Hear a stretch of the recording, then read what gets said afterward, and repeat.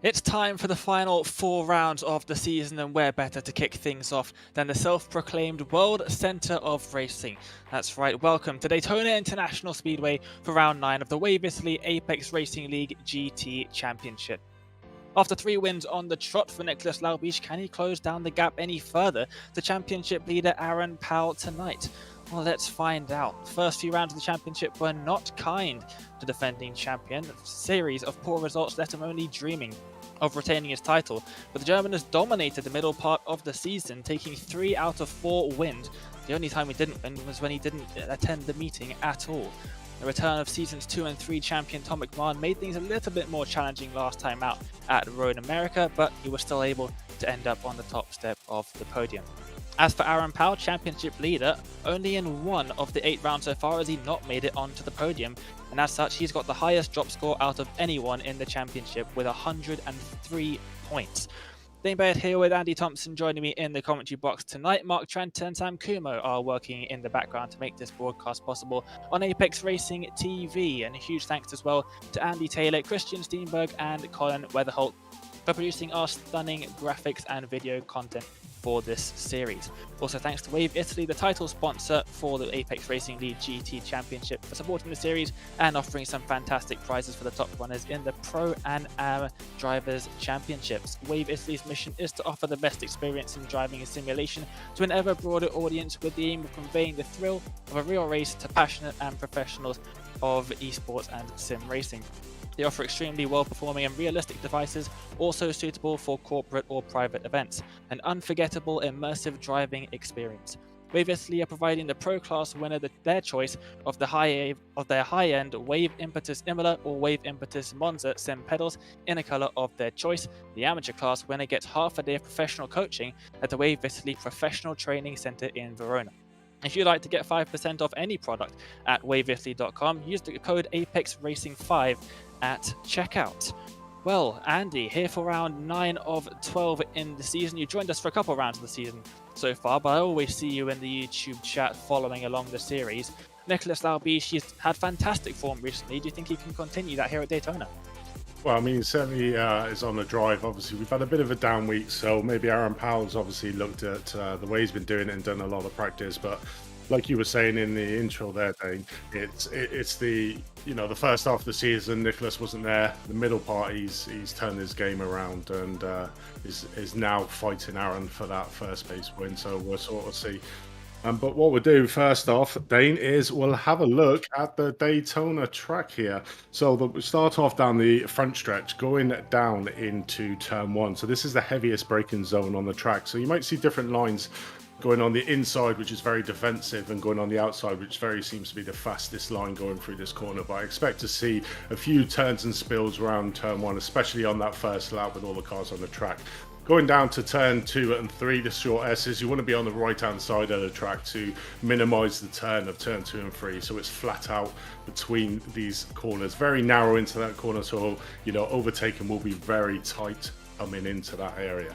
Turn 4, the international horseshoe, slow entry, but very fast coming out of it. So it's staying onto the left-hand side, cutting the apex, and then using all the curb on the left-hand side as we make our way up to turn 5, which is a flat-out left-hander turn.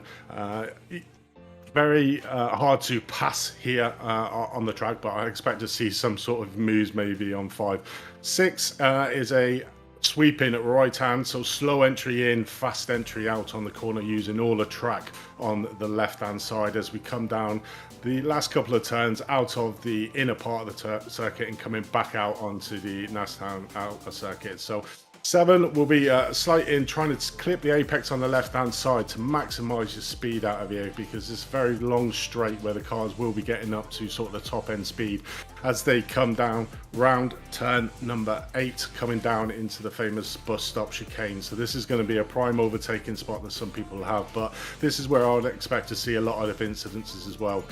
You need to be able to, on the right hand side of the track, cut in left turn 9 to be able to get that really good entry. You need to maximize the exit speed of turn 10 going into 11, because that speed will carry you all the way down to turn 1 as you go around turn 12 there. So it'd be a prime overtaking spot, because slipstreaming will be a big effect here. So where we're looking at the setup staying, I think, you know, looking at the outside part of the track, it'd be very low downforce for these type of guys, and trying to carry that through the inside field sec. So yeah, really good track. I would expect times round about 140 to 142 on a standard lap day.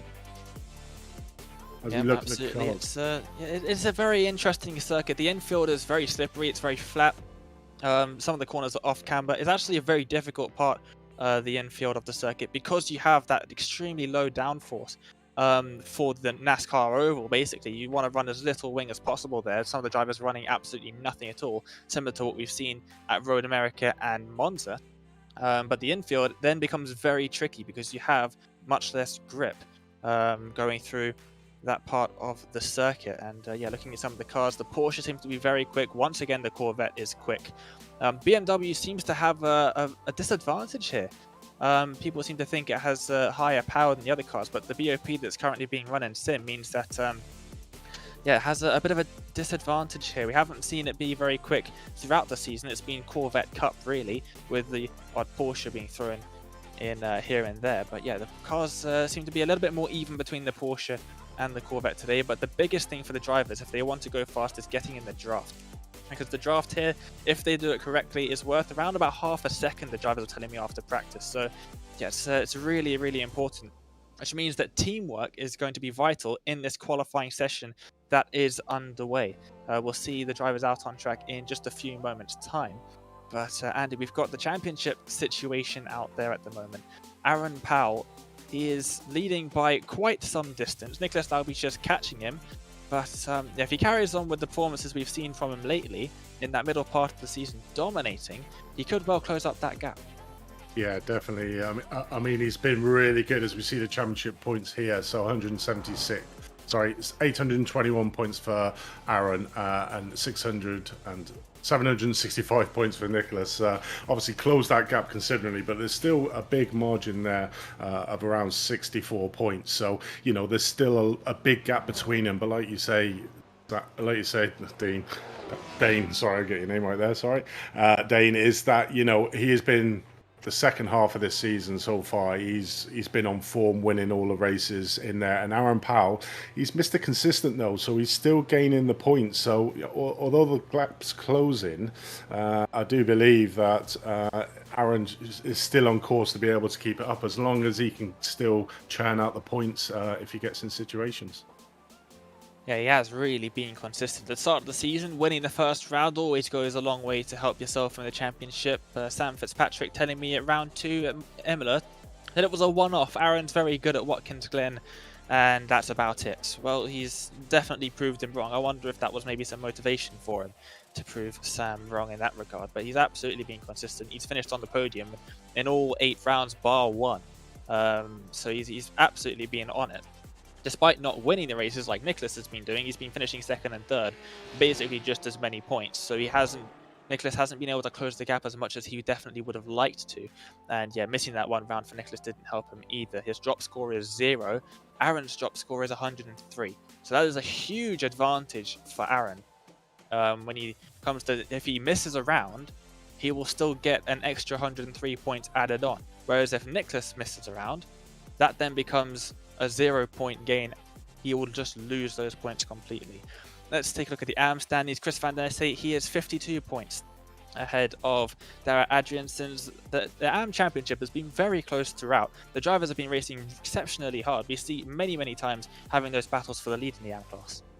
Yeah, Chris seems to get out quite well, and he always seems to have a good reverse grid position, but then obviously gets caught up in the pros, and sort of the rest of the AMs get caught back in with him, and that's where the battling is. But certainly throughout this season, the AM battle has been, you know, the first 3 places are all right behind each other. So I'm expecting it today, again today, really. But it's like you were saying about the cars, you know, Chris is in the BMW.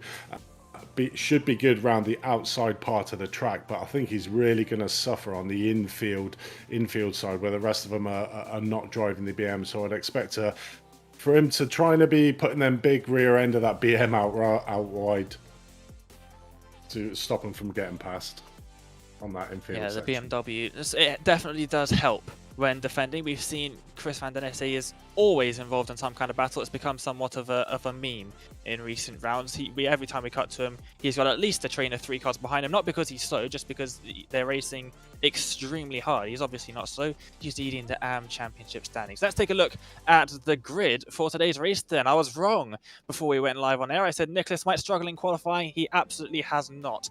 Nicholas Laubich on pole position yet again, and he will start this race right from the front. Garton in second. We've only seen him a couple times. He did take a win in race 1 at Road America last week, or 2 weeks ago, I believe. James Crouch will start on in third, with Drew Becker, the AM driver, starting in fourth. So fantastic result in qualifying for him. Aaron Powell, championship leader, starts 5th. So not a terrible result for him. He is still right up near the front of the field. Max Bandian will start in 6th. Then we've got Danny Lee, Kevin Kittleman, Jensen Adriansons, and Emil Vinbo rounding out the top 10. Matty Chambers and Dean Powell will round out 11th and 12th. Then we get to the bulk of the AM drivers. We've got Tom Collins in second in the AMs, then Tom McMahon, David Bush, Dara Adriansons, Colin McKenzie, Chris Van Den Esse, Stephen Brimfield, Christian Engelhardt, Regis Clark, Angel Pedrero, David Gary, and Simon Kress in the 24th position. And then rounding up the rest of the grid, John Tressida, James Coulibaly, Christopher Adriano, Nicholas Matthews, Chris Prescott, Steve Burke, Mark Hutchinson, and Dominic Linden. A couple drivers starting from the pit lane today, and they have not taken part in qualifying. Well, let's get ready to go then. The drivers going through turns 3 and 4 on the NASCAR oval. The pace car will pull off to the right-hand side very shortly, and we will be racing in race number 1. Before we get going, Andrew, who do you think is going to take the win? I'm going to put my money on Laubich for this one. Well, that's definitely the safe choice as the pace car pulls off to the right-hand side and we get ready to go racing. The green flag is out and Laubich takes us away to turn number 1, and race 1 is go. Garton is definitely under pressure, crouched, trying to go up the inside in towards turn number 1. Are we going to see everybody make it through safely? They're staying 2 wide for the most part. No one pushing it 3 wide for now. And it looks like everybody has got through cleanly. That's probably a first. I've never seen everybody do that. And there we go at turn 3. Somebody's gone off. Is that Powell? It is. It's Dean Powell, though, I believe, who has gone off the circuit, not championship leader Aaron Powell. So anyone who just had a heart attack looking at that like me, they can rest. Nicholas Laubich has a bit of a gap now. Garton behind him. He's done a pretty good job at the start of the race, kept Crouch behind him. And now we're going to see a send up the inside from Danny Leon Kittleman. And he just about got that one stopped in time. I was worried they were going to make contact. Yeah, definitely a great start from Laubich there. Got away from the line, got away from the melee that was ensuing behind him. But the top 4 places haven't swapped, so all the front 4 have managed to get away cleanly, and nearly had it as all the way around that corner without the commentator curse right to the death there. I think Dane on that. So it was a great start to the race. Only 1 car incident, and yeah, all in a long possession now, warming them tyres up, get them in as they come down to the bus stop for the first time. So they just need to take it a bit clean going into this corner and try to get that really good exit to get the slipstream effect coming out. They'll all be sort of nullifying each other from the slipstream effect, as we see Max Brandon trying to go on the outside of Drew Becker going into the last corner, coming around onto the front straight. So a prime overtaking spot is this turn 1 corner that they're going to be coming up to very shortly, and the inside line seems to be certainly in the GT3 when we were around this course earlier on. The inside line seems to be the best line to defend your place going into this corner, as we see a nice switchback there, and I think he might have just lost that place there and gained it coming back onto the tight little S's. I think Vinbo and Kittleman were going side by side. Something might have happened between those two. Danny Lee's managed to get past both of them into turn 1. There's a huge cluster of cars, a lot of Porsches in this little battle. We're going to be looking at a couple of battles in this race number 1. Obviously the battle for the lead. Laubich just under a second gap to Crouch now, who managed to get past Garton. A good move from the Evo SR driver there. Then we're going to be looking at the amateur class. Becker currently leading that by an absolute country mile, to be honest, in 4th place, doing a fantastic job up there in 4th. And then we're going to look at the battle for reverse pole. 21st position will get reverse pole. So the top 21 will be reversed for the 40-minute race 2. Tom Collins for Team Lizard Motorsport. He's got a bit of a gap ahead of him to Adrianson's, but the gap behind him, only 0.3 of a second. Brimfield in prime position to try and make an overtake on him. Heading through the bus stop for the second time then, Laubeach has a nice little gap. Crouch is not going to be focusing on him. He's probably going to be focusing on the Porsche in his mirrors. That is Garten, started second, of course, has lost that one position, and they might lose another one. Can we see an AM driver make it up onto the overall podium? That might be a little bit of a stretch, but certainly Drew's doing a fantastic job currently in 4th place and very much mixing it up above the pro. The next amateur space is P12, which is Collins. So he's doing a sterling job to get his forward. And obviously, when we're looking at the points, Dane, it's not based on the classes, it's based on where you finish in the race. So we'll be getting a really good, decent pool as we see Tom McMahon going around the outside. A bit of a dive there from Wimbo up the inside, but manages to stick it and take the place back there on that as he tries to get around the outside of Danny, and he seems to be a little bit on it at the moment. Wimbo, one of the drivers, Dane, that we don't really talk about is Crouch. You know, I've noticed in the last couple of races he's really upped his game, and he's always fighting up there. And I think a couple of times he's had a little poor incidences that caused him to just go down the field, but he's certainly been there or thereabouts, and obviously currently 3rd in the championship and not far off Laubeach to be able to take that 2nd place. Yeah, definitely. A very quick driver in his own right. He's been right up there for most of the races. He has been involved in his fair share of incidences. Now he drops out of the session for a couple of seconds, excuse me. And he's keeping up with Laubeach there or thereabouts. Maybe lost a 10th or so on the last lap, but that draft keeping up there nicely. Looks like Tom McMahon going to try and go all the way around the outside, side by side, into the braking zone of the bus stop. Pulls out of that one, and Vinbo manages to keep 8th place for now. Kevin Kittelman want to get right up involved with all of this. He's very much the driver who will want to get racing with some of the drivers in front of him. The Indy Autosport driver, he's always up for a good battle. And yeah, these drivers with the draft, this should make for some good racing. We usually see this at Daytona. Turn 1, definitely the major overtaking opportunity. And now they're going to go 3 wide, are they? In towards turn 1. Vimbo in the middle. He's got Lee on his inside and McMahon on the outside. Kittelman staying back. He might send it up the inside of McMahon. He does so. Gets held up a little bit by Lee, but now he's side by side with Vimbo as they head through the S's. Yeah, as we saw the defensive line there looking from Kittelman from Danny Lee that was protected that in, but what it does leave you open to, Dane, is the outside line going through the S's, because you want to be on that right-hand side going in. Oh, as we see Wimbo going off there, very strange place to go off the track there. Maybe had a bit of hardware trouble coming around, and a real bad place to come off the track, because you lose all your speed there coming up to turn 4, the fast left-hander. And lucky he came on the track and he had a little bit of clear space, because he could have been caught up quite heavily there as we watch this battle with McMahon, Lee, Kittelman ensuing on the track, all followed into the slipstream. So expected some really good battling between these guys, and we all know Danny Lee's a very fast driver, and Kittelman's growing round by round, and he's certainly showing his full potential here tonight, though. Yeah, absolutely, and that's a really weird one for Vinbo. Not too sure what happened there. I thought initially it's a slowdown, but you don't really get slowdowns at this circuit except for when you are running taking too much curve through the bus stop. And if it was a slowdown through the bus stop, he probably would have taken it on the oval. So that's a bit of an odd one. That would explain why he dived out of the way. Now he's trying to go around the outside of Engelhardt, who is also trying to go around the outside of Van der Nesse. He's going to try and make it 3 wide. It doesn't get blocked. No, he doesn't. Engelhardt gets past Van der Nesse. Vinbo gets past Van der Nesse, but will he be able to hold on as they go side by side? Now the 3 of them in towards turn 1, around the outside on the brakes. Bit of a lock up in front, and there's actually a spin in front, and it's Danny Lee and Tom McMahon involved in that one as well. Both of them off the circuit at turn 1. Oh no.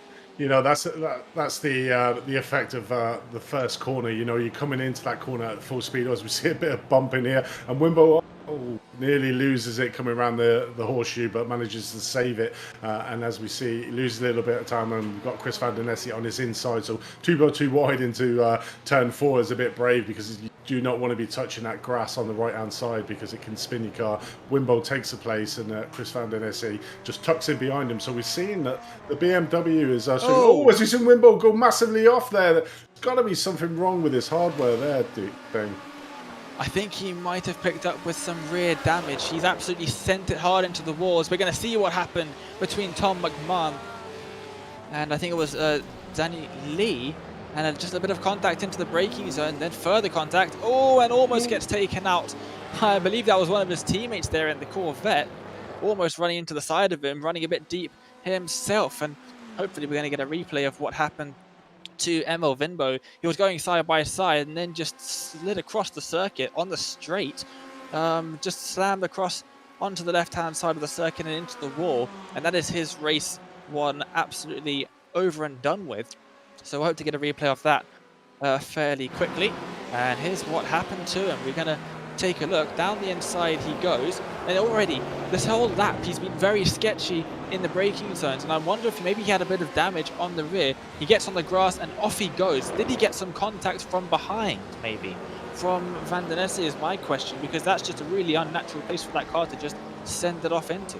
Yeah, definitely. I mean, when you would expect if he got hit at the back, you would see him. You would have seen him spin around the other way, but he sort of shot off to the left-hand side of the circuit round there. As we're seeing now the battle for 16th with Adrianson, McKenzie, and Chambers. So Pro at the back of this group at the moment. Bandion's off the circuit, it seems. It looks like he's got back on, but he lost a couple of places. At least that's what I'm seeing on my screen. Also saw Dean Powell off at turn 1. He also had contact at turn 1 and got shoved off to the outside. That was whilst we were watching the replay of Vinbo. So all sorts of stuff going on here in the opening 10 minutes of the race. And throughout all of this, one man has kept incredibly clean, and that is Lauby. She's got a 1.8 second gap as he makes his way to finish the first 10 minutes of the race. 15 to go. And yeah, he comes across to finish the lap. Only one. They say it's a corner, but it's not really a corner. It's a very, very odd occurrences here. Quite a few drivers making contact with each other. Garton has got back ahead of Crouch as well, but maybe that might not be the case for too much longer. Crouch seems to have a lot of overspeed now as they make their way onto the front stretch. The tri-oval, he's going to send it down to the inside of turn 1. Is he? No. He just about holds off for now, but he's got to watch out behind him. It's the top am at the moment. Becker still in 4th, although he now has Aaron Powell right on his tail. Yeah, Laubeach has obviously got this clean track ahead of him, so he can make his lines, and from 2nd, 3rd, 4th and 5th, they're all in a train following each other. So, you know, a bit of a defensive lines are occurring, which is obviously giving Laubeach the opportunity to get 2 seconds clear of the field. So sort of getting out of that slipstream effect for Garton coming down the outside bit of the oval track, as we're currently on track with Danny Lee. So way down from where we normally see him, fighting with Hutchinson in front of him, who's the biggest gainer in this field so far, up 19 places from where he started. And obviously, as we normally come to see, Dane, we got Chris Van Der Nessie at the front of this train in his nice blue and white BMW. Absolutely, and absolutely zero commentators bias at all in that one, I can assure you. As Van Der Nessie up in front of this little train of cars. I've got an update for Emil Vinbo. He had his overlay crash and basically just gave him a completely white screen. So he had no idea where he was on the circuit, no idea where anyone else was, so he just sent it off the circuit both times just to get out of the way and not cause anything further. So sportsmanship there. And yeah, somebody wants me to point out it wasn't the SDK overlay, it was another overlay. Riding on board with Danny Lee, as Chris Van Der Nessie has got passed by Hutchinson.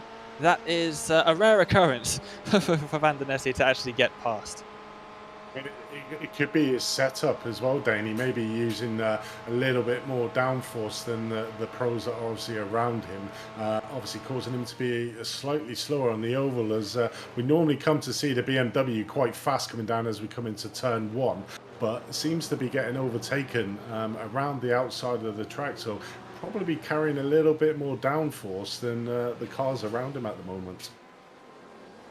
As we see Chris Van Der Nessie trying to get up the inside of Danny Lee into the horseshoe, coming out of there, manages to get the place done, and yeah, keeps it quite clean. So then coming down into the fast left-hander, we might see Danny try to take it up the inside into turn number five. No, but he keeps it nice and clean going in there as we watch Matty Chalmers getting past Bush for P15.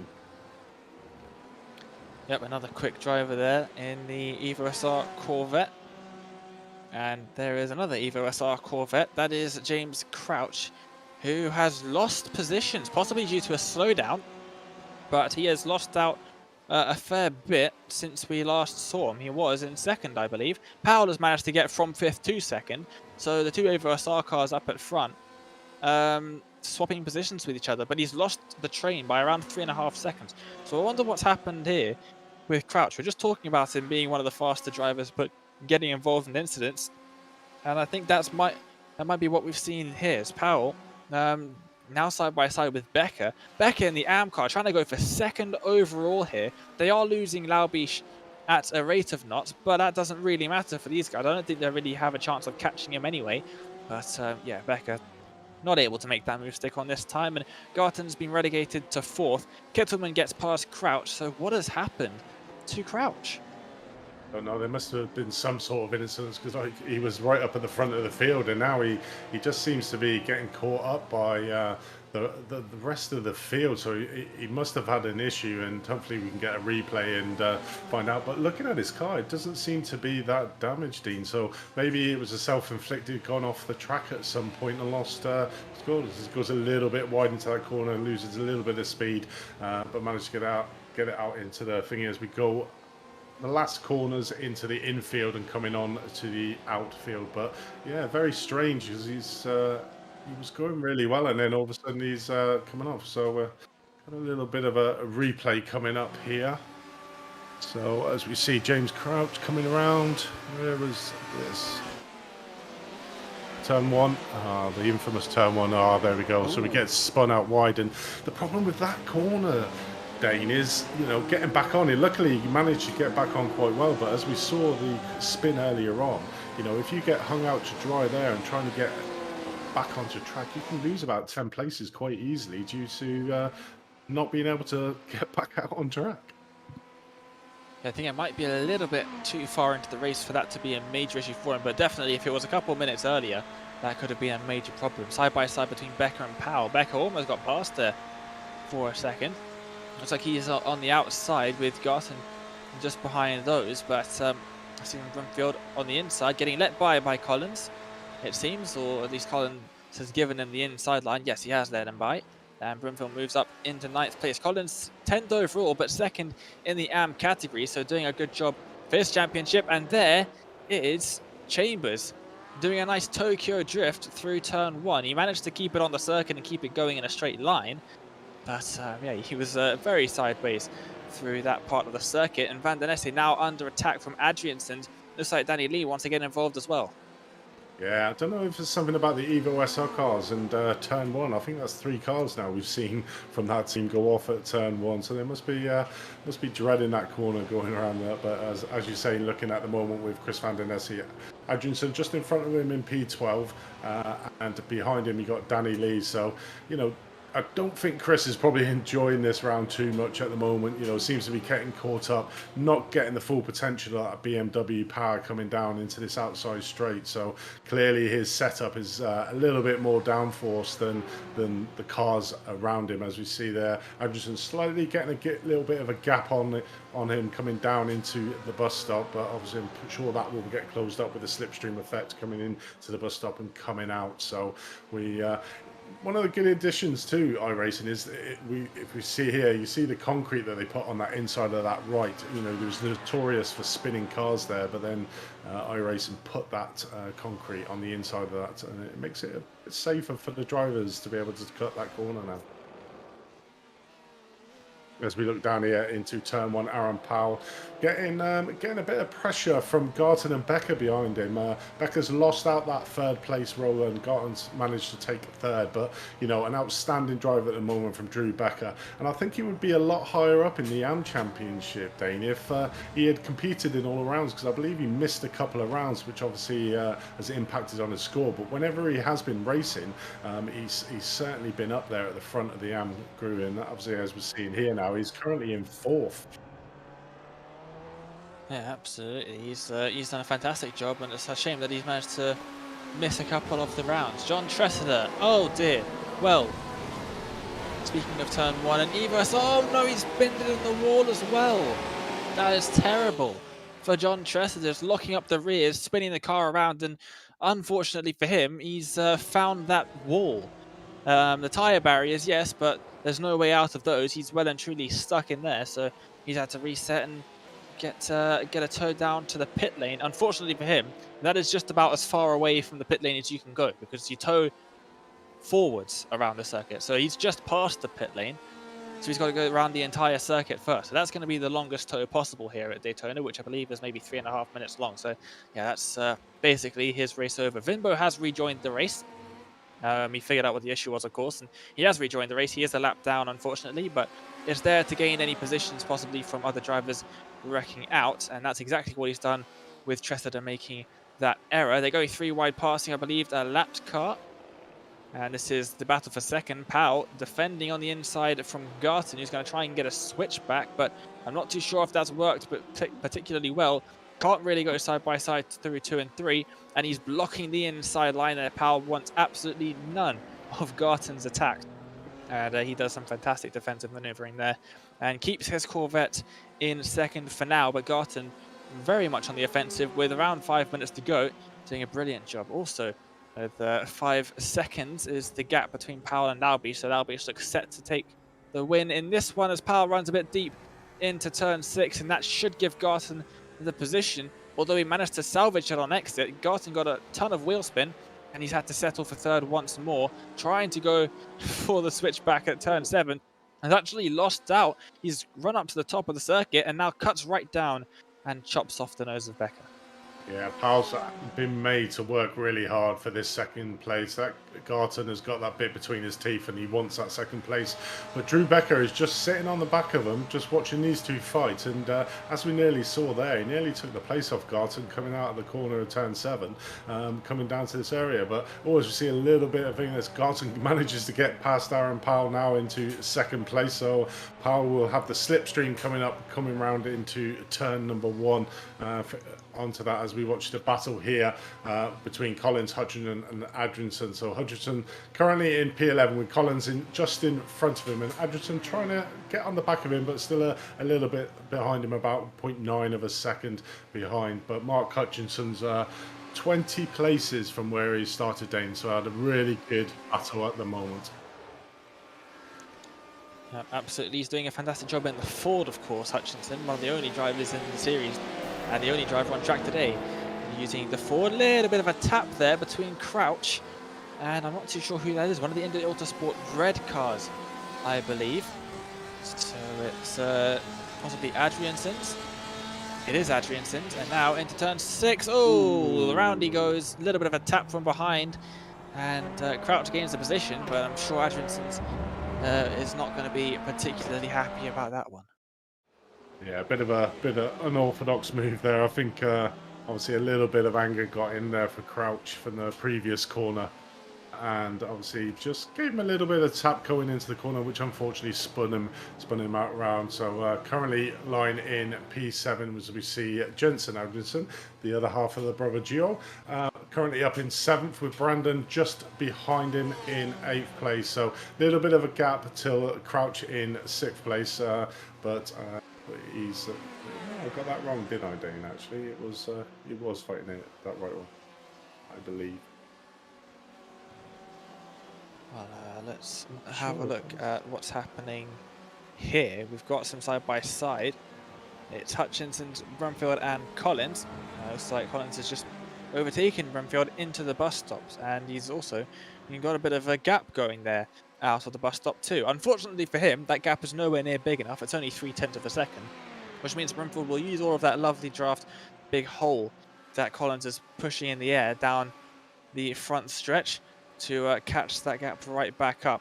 And unfortunately for Brumfield is that Hutchinson has got the exact same thing going for him round the outside of the tri-oval, and he almost gets the move done, but just backs out a little bit, playing it safe.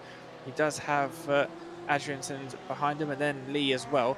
Danny Lee is having a bit of a terrible race, really. He's got damage on the front of his car, and what that means is he's got a ton of drag on the front of his car, slowing him down on the oval. And oh dear, that's a BMW, Centurion Racing BMW, off at turn 4. Just saw him in the background, saw a ton of smoke through turn 4, and then off in the barriers on the outside.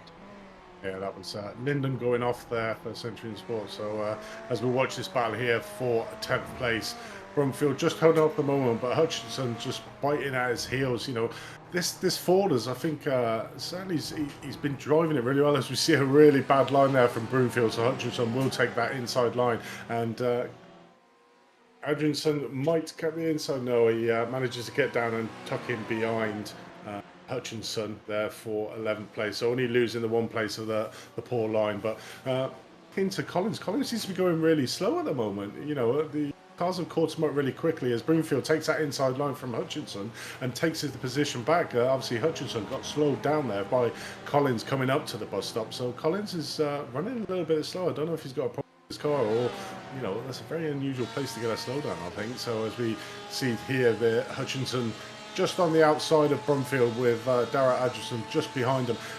Probably the best place to be. You know, you're going to get that awesome slipstream as Broomfield's left out to dry, really, as Hutchinson's getting a slipstream off Collins, and Adgerson's getting a slipstream off Hutchinson. So, you know, Brumfield was taking that inside line. Oh, as he goes really deep into there and spins out. Oh, no. And Adgerson is a big winner from that, as Brumfield, Hutchinson have bit of an incident with Collins into first place, and it looks like Collins is stuck in the barriers. So, like we saw done before, the same thing. Yeah, like, well, he's gone right back to the pit, so that's pretty much his race over. So it'd be interesting to see there. But we did see Broomfield going really hot into turn 1 there. So I think he'd done a bit of optimistic and thinking he could stop his car a lot sooner, and unfortunately ploughed into the guys in front of him.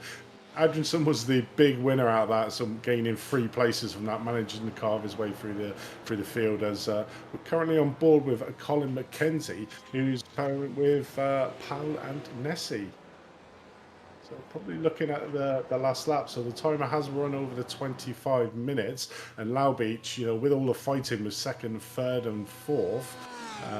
That he has managed to get a 6.8 second lead, so continuing his dominance at the moment in these middle rounds, Dane. And so another win for Low Beach, with Powell currently only in 3rd place, but literally just behind Garton. So maybe we see a last lap gain as he goes over the line. So really close between. Oh, Powell's just managed to get ahead of him, so it's a drag race coming down as Powell gets it, and Garton is 9 thousandths of a second behind. So Powell just managing to get it. Really had to work hard for that 2nd place there, Dane. Yeah, absolutely fantastic move around the outside there. That's what we love to see at Daytona, side by side. We're going to see it again here between Chambers and McMahon. And I think Chambers just about got that one. 300ths of a second there between those two. Between Powell and Garton, it was 9/10ths of a second. 9 thousandths of a second, I should say. It was extremely close between them. Powell only just about getting it around the outside there, using the draft to his advantage. Looking at some of the last drivers to finish the race, and let's see who takes reverse grid pole. It's Coulibaly in 21st. A lot of drivers getting these photo finishes. We might see another one here. I'm not too sure if Pedrero is close enough. He is going to pull to the outside anyway on the lunatic driver of Matthews in front. Oh. Matthews takes that one just about, and he takes 24th position. There is Emil Vimbo crossing the line to take 28th place, a lap down unfortunately for him, but he will finish the race and he will get some points for that. Last driver to cross the line will be Christopher Adriano, and there he goes across the line, and everybody has finished the race. Low Beach absolutely dominant. He took the lead from the very start, pulled up about a maybe 2-second gap, got rid of the draft behind, and then just pulled away as the drivers in second, third, and fourth battled each other. So an absolutely fantastic performance for him. But he's going to be starting 21st in this race number 2. That is coming up in just a few moments. Do make sure to subscribe to Apex Racing TV if you're not already. We have fantastic racing throughout the week, loads of broadcasts going on. Hit the notification bell as well so you never miss any of our broadcasts. And if you are enjoying this one, hit the like button. It really does help us out, and it makes it more likely that you'll get recommended our stuff in the future. Well, after a fantastic race number 1, it is time to take a quick break. We'll be right back with the results from race 1 and race number 2 in a few moments' time.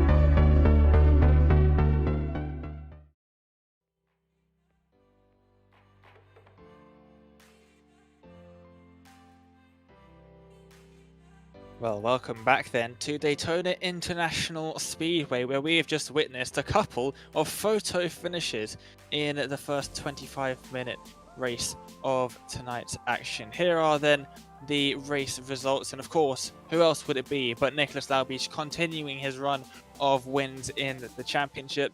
This makes it 4 meetings in a row that he's participated in that he has won one of the races. ARL championship leader means finishing second, that is, means that Nicholas didn't gain too many points on him, but he gained points nonetheless. Fantastic job for Powell, winning that by what looks like 7,000ths of a second. The closest finish that we have seen all season long. Callum Garton doing a fantastic job of defending, but just at the end couldn't quite keep onto second place.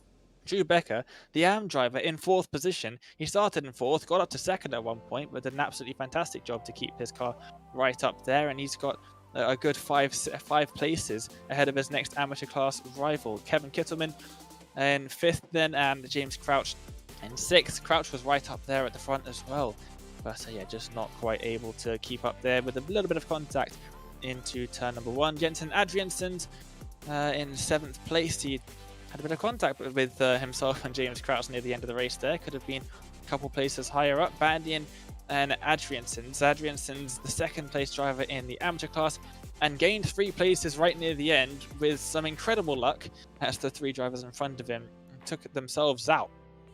Danny Lee finishing in 10th, really should have done better, but had some damage early on, and that meant he went backwards on the flat-out oval sections of the circuit. Stephen Broomfield, Matt Chambers, Tom McMahon, those 3 drivers in 11th, 12th and 13th before we reach our 3rd place amateur driver of Colin McKenzie.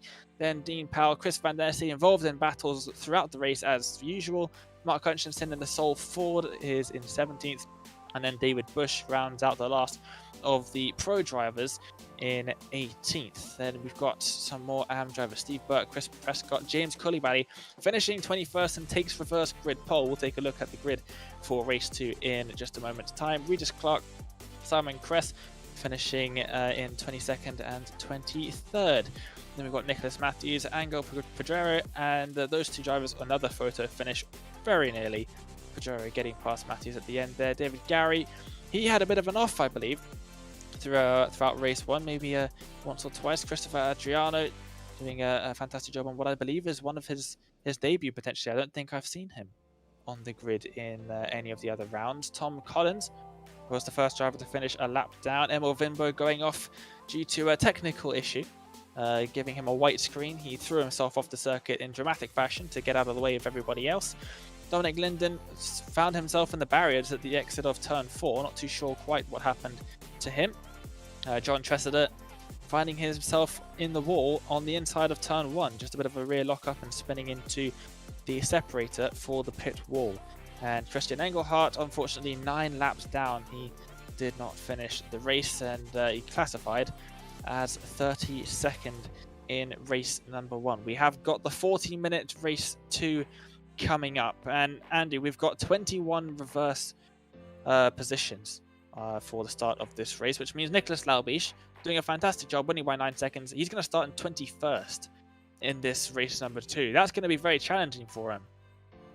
Yeah, definitely, really big reverse grid this time, and it seems to be a lot of incidents in that mid pack. So obviously, he's got to contend with that and trying to cut his way through it. But Aaron Powell is only one place in front of him, so I'll expect those two to be battling out. But having such a big reverse grid does put a lot of the AM drivers towards front of the grid, so it's going to be interesting how the pros can actually get around the AM drivers, as we see the usual Chris Van Der Nesse quite near the front as well, as I think it's a normal occurrence going into there. But we've seen James Kubalali on first place in pole position with Chris Prescott and Steve Burke. So we've got 3 AMs in 1, 2 and 3. Calling this one, I'm gonna go with a bit of a controversial one here. I think Mark Hutchinson would do really well in this race. Seems to be right at the front, and he always seems to have the pace, but I just don't think he's been given the opportunity to stretch his legs. So if he can get past these AMS drivers quite quick, I'm gonna go for Mark for the win. Well, usually in this situation, I'd probably go with Chris Van Der Nesse. Starting in 6th, he's been absolutely phenomenal this season, but the BMW has 0 pace. He's running 0 wing, and yet still is going backwards on the straight sections. Looking at the rest of the grid, we've got the really quick guys in the series. In the midfield, we've got Nicholas Laubich in 21st, Aaron Powell in 20th. He has a 1 position advantage into this on this grid in race number 2. Callum McGarton also extremely quick in the last couple of rounds. Drew Becker, he's got his work cut out for him. He was fantastic in race number 1. Can he claw back some points in the AMS Championship, starting in 18th position? Kevin Kittleman in 17th. Yeah, he's got a bit of work cut out for him as well, but he has got the fast drivers, most of them, behind him. And then looking back at the drivers who didn't make it into the reverse grid, Regis Clark, Simon Kress, Nicholas Matthews, Angel Pedrero, and the gang of AM drivers, they always give us some good racing. Emil Vinbo starting right at the back, as well as a couple other drivers not finishing race number 1. Well, let's see then. Heading into the Tri-Oval then to start off race number 2, the iRacing.com pace car pulls off to the right-hand side, and it will be James Coulibaly who leads us away to get race number 2 underway. The green flag is in the air, and it's already a fantastic start for Prescott, who's just about ahead of his teammate, Burke. I say that, he's gone backwards at the start. Burke, Hutchinson up into 3rd already into turn number 1. Are they all going to make it through cleanly? They're taking more risks. 3 wide for most of this pack in the midfield. And then almost someone into the wall. I think someone has got into the wall. Someone's been turned around. It's the other Ford. And now another car off in the background as well. It looks like Powell for Eva Assar gaining a bunch of positions. Adrian Sims is off as well. They're still making contact as they make their way through turn 4, and that's a huge off for, I believe, that was Garton. Yes, it was, as he pulls off to the left-hand side. Some contact there for sure, but that's terrible for him. Vinbo's gained a bunch of positions as well. He's gone up from 29th to 17th on the grid. Make that 16th as he gets past the stranded car of Clark. He's got a bit of space in front of him. They're almost going 3 wide here as Collins is trying to make his way past Gary as well. But absolute chaos at the start of this race. Yeah, definitely. It's the revenge of race 2. So everybody, certainly the pro drivers that are lower down the fields, are going to be trying to make that places to get up through the field as quickly as you can, because obviously they know the pro drivers at the front end of the field will be, as we see Hutchinson there, getting right onto the back of Coulibaly, as we have Berg, who's actually taking the pole position, or P1 at the moment, as Hutchinson takes the inside line. So I think Coulibaly just moved on the outside there, and it's very strange. I would have, I can understand letting Hutchinson back, but letting Prescott past as well, I'm not sure the method behind that madness, but only he will be able to tell us of what happened there, or why he went out and just let him through. But yeah, certainly Coulibaly started in P1, currently down in P4, and obviously fighting with Chris Van Der Nesse. But some really big action there, as we saw. I think the other Ford was Colin McKenzie that came round, obviously turn 1 coming into turn 2 and 3 the S's, that slammed into the wall and caused that domino effect down the field, and took a few of the drivers out with him. We've got Darrell Adjunson, John Tressida, Matt Chambers, all gone back to the pits. Dominic Linden, Mark Brandon, and Crystal Enghart. I don't know if they started the race, but you know, a lot of drivers from that first lap that are currently sat in the pits. But as we see here, so we got Burke at the front, David Bush is in 10th place with Anderson behind him, Kittleman just behind him. So it's a big long train at the moment. They need to sort of sort themselves out, get them little bits of gaps going, because this is where a lot of incidences can take place as the faster drivers from behind are coming through trying to get through the pack.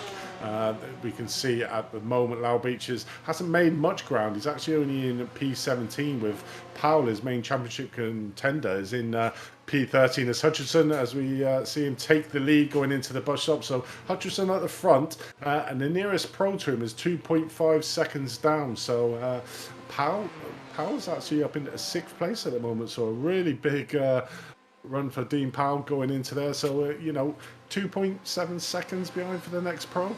Hutchinson's got a bit of fresh air in front of him, so we'll see what he can do. But yeah, he was my prediction for race win in race 2.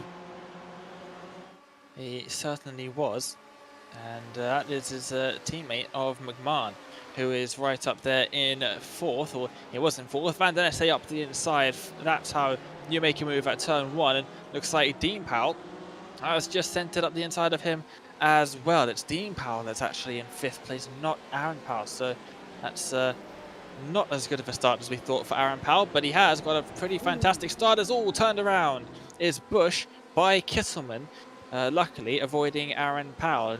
Aaron Powell up into 11th place. Laubish in 13th. He's just gained about 3 positions in the last 30 seconds or so. Last time I saw him, he was down in 16th. So a pretty good start for both of those drivers, only separated by 1 place. And that 1 car that they're separated by is Kittleman. Definitely one of the faster drivers in the series. So yeah, Laubish is going to have his work cut out for him. He's got to gain a 1-second gap as well. He's got to try and get that back before he can even think about battling with Kittleman. Up at the front, Hutchinson has a gap of around about 0.3 of a second to Buck behind. And looking here at the top 10, Coulibaly absolutely going backwards there. Since the start of the race, really. Adrianson's now passed him. It looks like Aaron Powell's going to get past him as well into the bus stop. Yes, he does. Very nice indeed for him. And yeah, he moves himself up into the top 10. Albish still down in 13th, so putting some cars between himself and his main championship rival at Powell, now getting past Adrianson's too. So that's fantastic stuff for him. As we look ahead just a few seconds up the field, Chris Van Der Essay under pressure from Dean Powell, who is trying to make his way around the outside on the tri-oval. Yeah, trying to come down into a turn 1, but Chris has got that inside line, so should be able to cover off any attack from Dean coming through this corner. Just needs to make sure he keeps onto the right-hand side of the track, which he does very well, so he manages to keep that place over Powell for now. But obviously Powell jumping down the inside doesn't quite get it done in there, but we'll push Chris out a little bit, so he'll be on the back of him, will Dean, and we'll be pushing him constantly around the outside, as we've sort of seen that BMW is not exactly. And Nicholas Laubich obviously getting up at 12th, but the biggest one is Coulibaly. He seems to be just getting out of the way of every car that seems to be coming through him, Dane. I'm not sure why he's actually doing that, or if he just feels that he's slow and he doesn't want to hold people up, but certainly going the wrong way and going back. So from P1 back down to P13, so not very good. As we watch a replay here at the start with Matty Chambers coming into P1 into turn 1.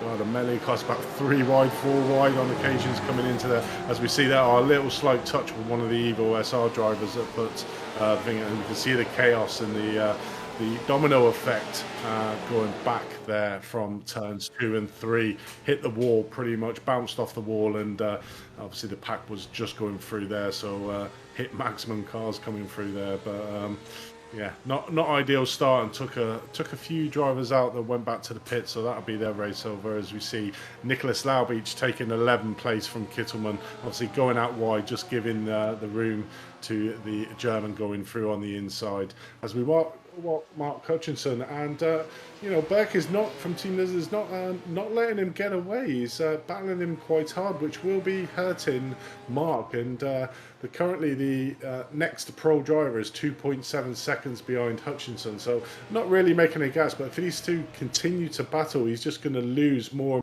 time, and the pros behind him will be gaining on him. So they need to either work together, but they're getting a little bit of a gap over third and fourth, who are fighting quite hard here, as we see Prescott going down the inside of McMahon into turn 7. So he takes that, and McMahon takes it back going down into turn number 5. Coming into that as we go onto the outside. So these two in a big battle for third place at the moment, swapping positions on every single corner near enough, and expect the battle to be going on as we see Nicholas Laubich trying to get P9. Nope, it's P11 actually, fighting it out with Kittelman. So Laubich managed to lose out there from Kittelman, who will have the inside line going into the bus stop. Yep, absolutely. Laubich trying to make his way up through the field, and the next car for him, once he gets past Kittelman, which it looks like he might be about to do, is his championship rival of Powell. He gets that move done successfully, and now he has all eyes on the car that is 1.5 seconds up the road from him. And that will be the car he wants to finish in front of. If he can only finish in front of one car on today's grid, it would be Aaron Powell. McMahon getting past Prescott, absolutely no surprise there. McMahon, Season 2 and Season 3 champion in this series, definitely one of the fastest drivers on the grid. And yeah, he'll start closing that gap down to Burke in no time, I would imagine, and he'll definitely be one of the main contenders to take the win in this race. Chris Van Der Essay up the inside of Dean Powell, and Powell running a little bit wide onto the grass. Yes, he's off, and he will lose a ton of positions there. You can see him dropping down the order. That's given a position to Aaron Powell, who's managed to catch up a lot of places. He's got past his teammate of Crouch. Also not really surprising, probably an orchestrated move just to get another car between himself and his championship rival of Laubich. Chris Van Der Essay then has a little bit of clear air now. He's got a battle with Brumfield. He's just behind, but yeah, he's very good at making that BMW wide. Yeah, as you said before, a big long train behind Chris Van Der Essay. So we've got Nesse, Broomfield, Powell, Crouch, Laubich, Kittelman, Powell, Adrianson, all in a big train. So all the way from 5th all the way down to 12th, covered by a very short distance indeed. So big long train behind Chris, but like you said, Chris got a bit of distance in front of him now, so can actually start picking his line, but it depends on how close Broomfield gets to him, and if he tries to be a bit more defensive going into, as we see him going into the bus stop, and Broomfield getting onto the back of Chris Van Der Essay's car as they all line up really just to try and attack him coming down out of the bus stop, coming down the long straight into turn 1. So Chris just needs to keep that inside line and then try and get that inside line for turn 1 to make the cars go around the outside, as we see Broomfield nearly go into the back of Chris as Powell tries to make sure he gets on the outside. So 3 car wide coming into turn 1 again as Chris is on the inside, Broomfield on the middle and Powell on the outside as Powell tries to sweep round the outside.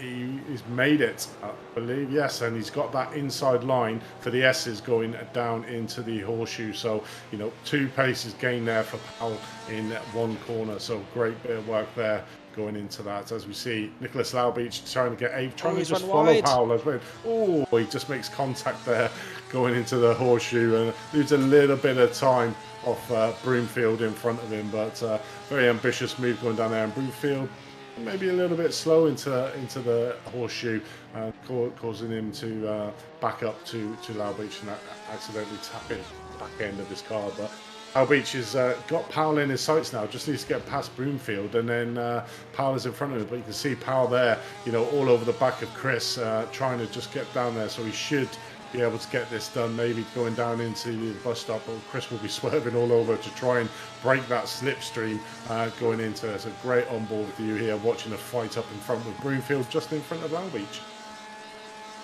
Yeah, Powell ran wide into turn 4. He had the move done.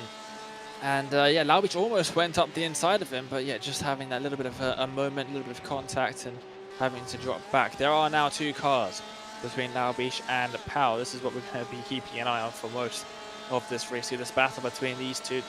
And yeah, Laubich around the outside, it's not going to work particularly well for him. In fact, as I say that, he's now just managed to box in Brumfield. Chris Van Der Neste is slow in the BMW. The BMW has no straight line speed whatsoever here at Daytona. Van Der Neste has said he's running zero wing. He's done as much as he possibly can to get that top speed up and still losing time. Around the outside goes Nicholas Laubich, but look at how wide Chris has managed to make that BMW. There might have been contact off in the background of the shot. Definitely a lot of smoke, but still Laubich on the inside of, definitely on the inside of Brumfield.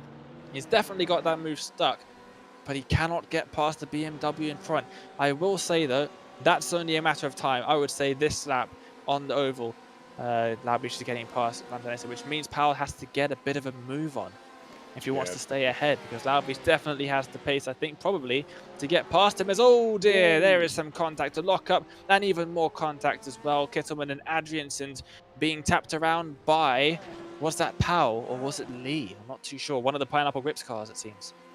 I think it was probably Lee going around there on that one. But yeah, exactly like you said, there's still battle here at the front, so only 0.2, 0.1 of a second. So Burke's not letting Hutchinson get away at the moment. McMahon, who's obviously the second pro driver, is 1.3. So they're battling really hard at the front of the field, and that's losing Hutchinson his lead going into this championship. As we see, Laubich has got past Chris Van Der Neste, is now on the back of Aaron Powell, only 0.5 of a second behind Powell, so we'll be getting the effect of the slipstream. But you know, this battle for first place at the moment is heating up, and Burke's not giving any punches away to Hutchinson, being an AM driver against the pro.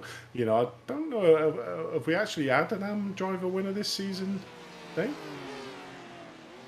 That is a very good question. A question I can't find the answer to, but not one that I know off the top of my head. I believe we might have had one earlier on in the season. We definitely had one in the Apex Racing Academy Porsche Cup Championship in the last season of that, but I'm not sure. We might just have had one, as Hutchinson running extremely wide there, and they're side by side for the championship lead, effectively.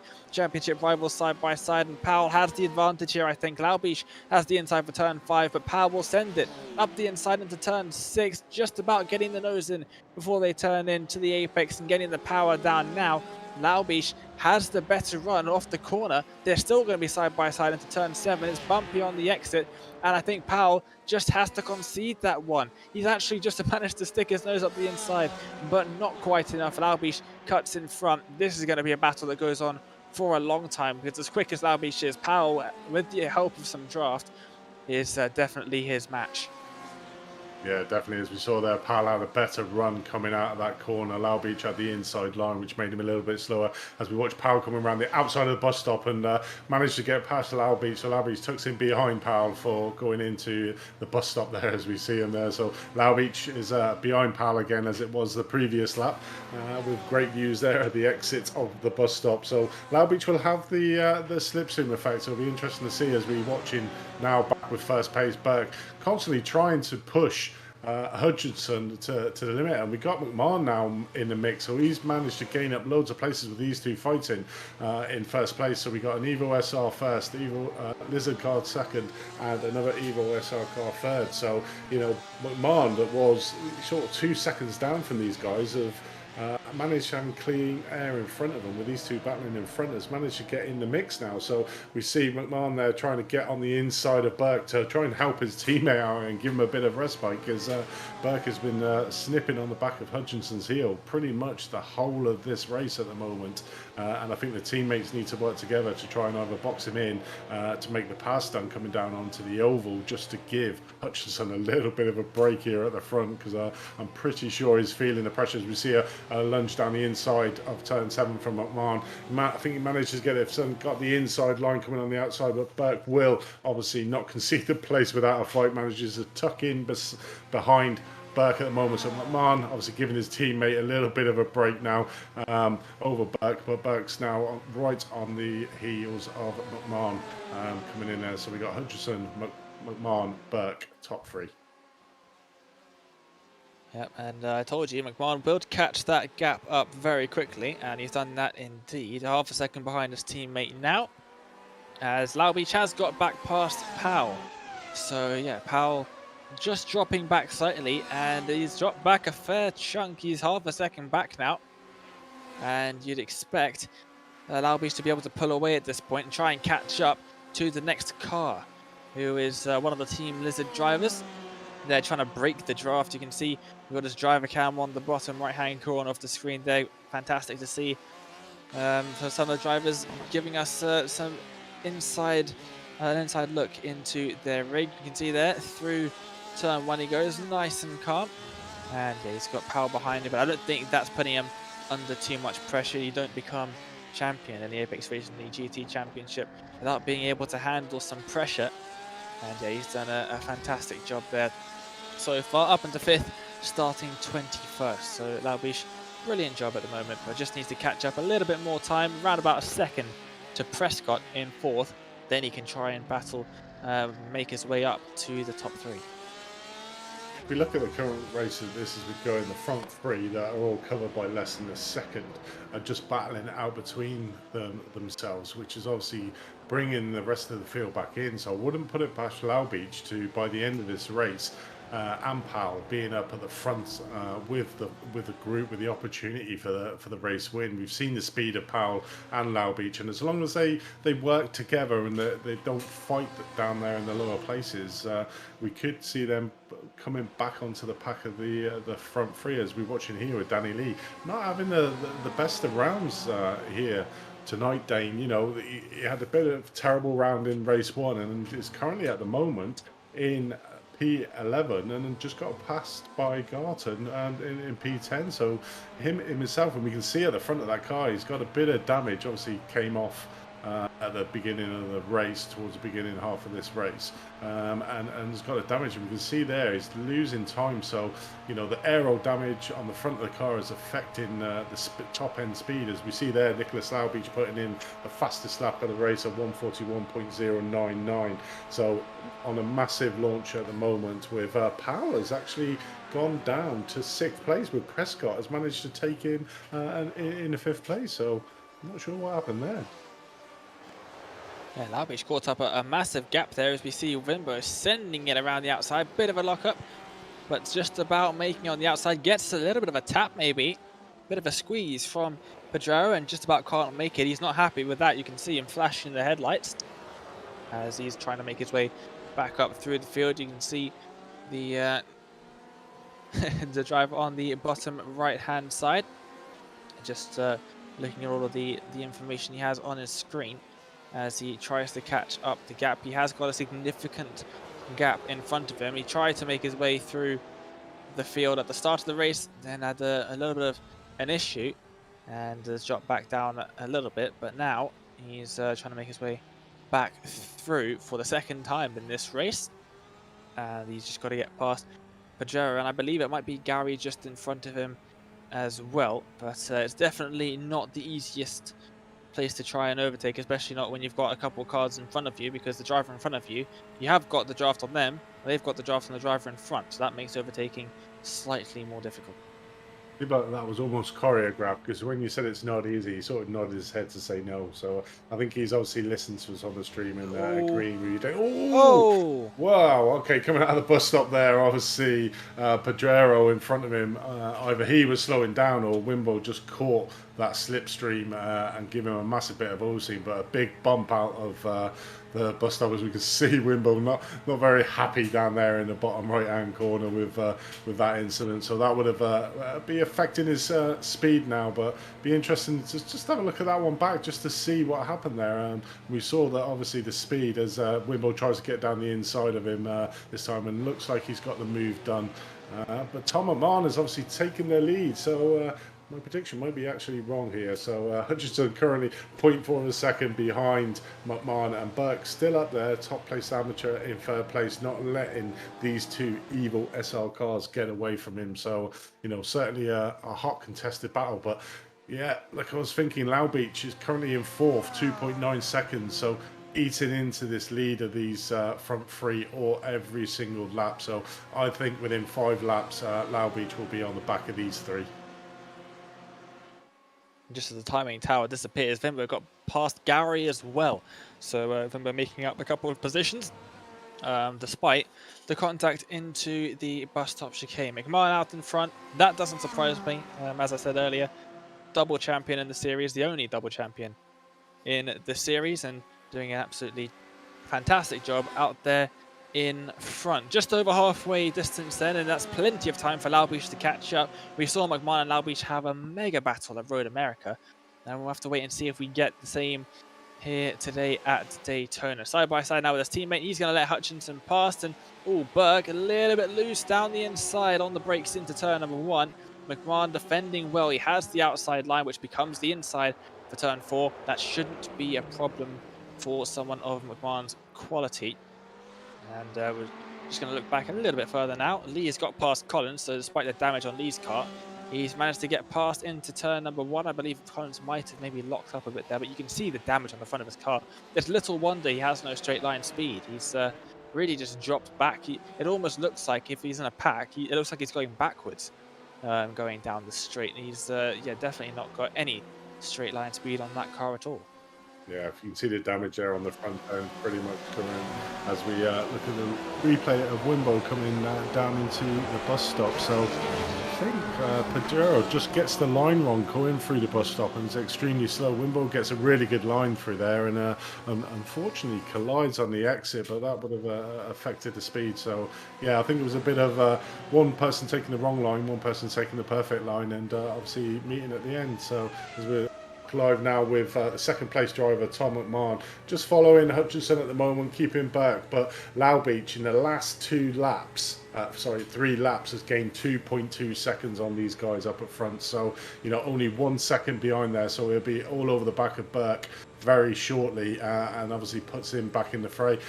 Aaron Powell currently managed to get himself back up to 5th place with whatever the incident was with him, but 4.8 seconds off the lead at the moment. So, you know, a bit of a way back from Laubeach, and this could be the perfect opportunity for Laubeach if he can get up with these 3, which I believe he is. As we can see him in the picture now going round and managing to get onto the back of these guys. Could put some positions between himself and Aaron, because that, you know, previously it's only been sort of 1 place, but this could be an opportunity for him to get a couple more places between himself and Aaron Powell for the championship. Oh no, absolutely. He's gained all of this time, and yeah, Powell's just got past Prescott, but he's four seconds back. So Powell really needs to sort of get a move on here. McMahon and Hutchinson could do him a favour or two by holding up Laubish and Burke and pushing them a little bit into Powell's path, much like Lewis Hamilton was doing in the 2016 Abu Dhabi Grand Prix, pushing back his teammate in that case to the drivers behind, hoping that someone would overtake him. I think the Evo SR cars could do something similar in this case, but Powell definitely needs to try and get a bit of a move on. He doesn't have draft, which is going to slow him down slightly. You can see that gap slightly increasing as he is on the banking, which is where he'll be losing the chunk of his time. I think in the infield is his best bet of gaining back some of that time before he gets close enough to get some draft himself.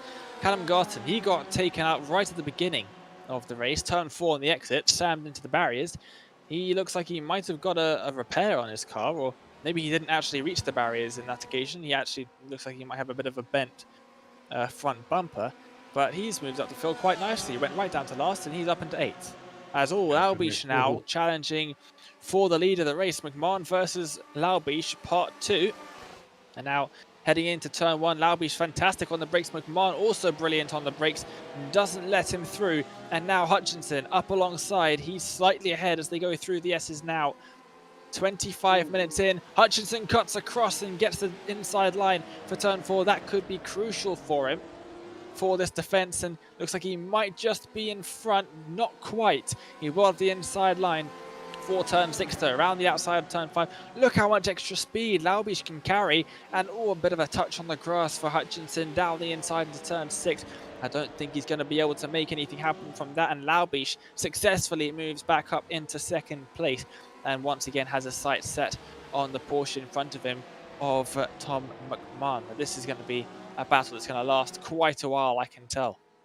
Yeah, it's only going to be a matter of time before Laubeach can get past McMahon. He's about 0.8 of a second faster a lap than any of the drivers that are around him, so significantly faster than McMahon at the moment, although McMahon was obviously battling with Hutchinson and Berg. So now they've got a bit of fresh air. It'd be interesting to see if McMahon can increase the pace to try and keep Laubeach behind him. But I think it's going to be a tall order because Laubeach seems to have the beating of this track at the moment, obviously winning race 1 and currently in second place, right on the back of McMahon, only 0.1 of a second behind. So we will see the overspeed here as he pulls to the outside, hopefully trying to get some of the side draft, and just thinking about pulling back in, but then decided to stay out there as we see him pull alongside him going into turn 1. So got a bit of a deja vu here. So we'll have Laubeach going on the outside, McMahon on the inside into the track, but Laubeach is slightly ahead now, so we'll get the move done and is currently in P1.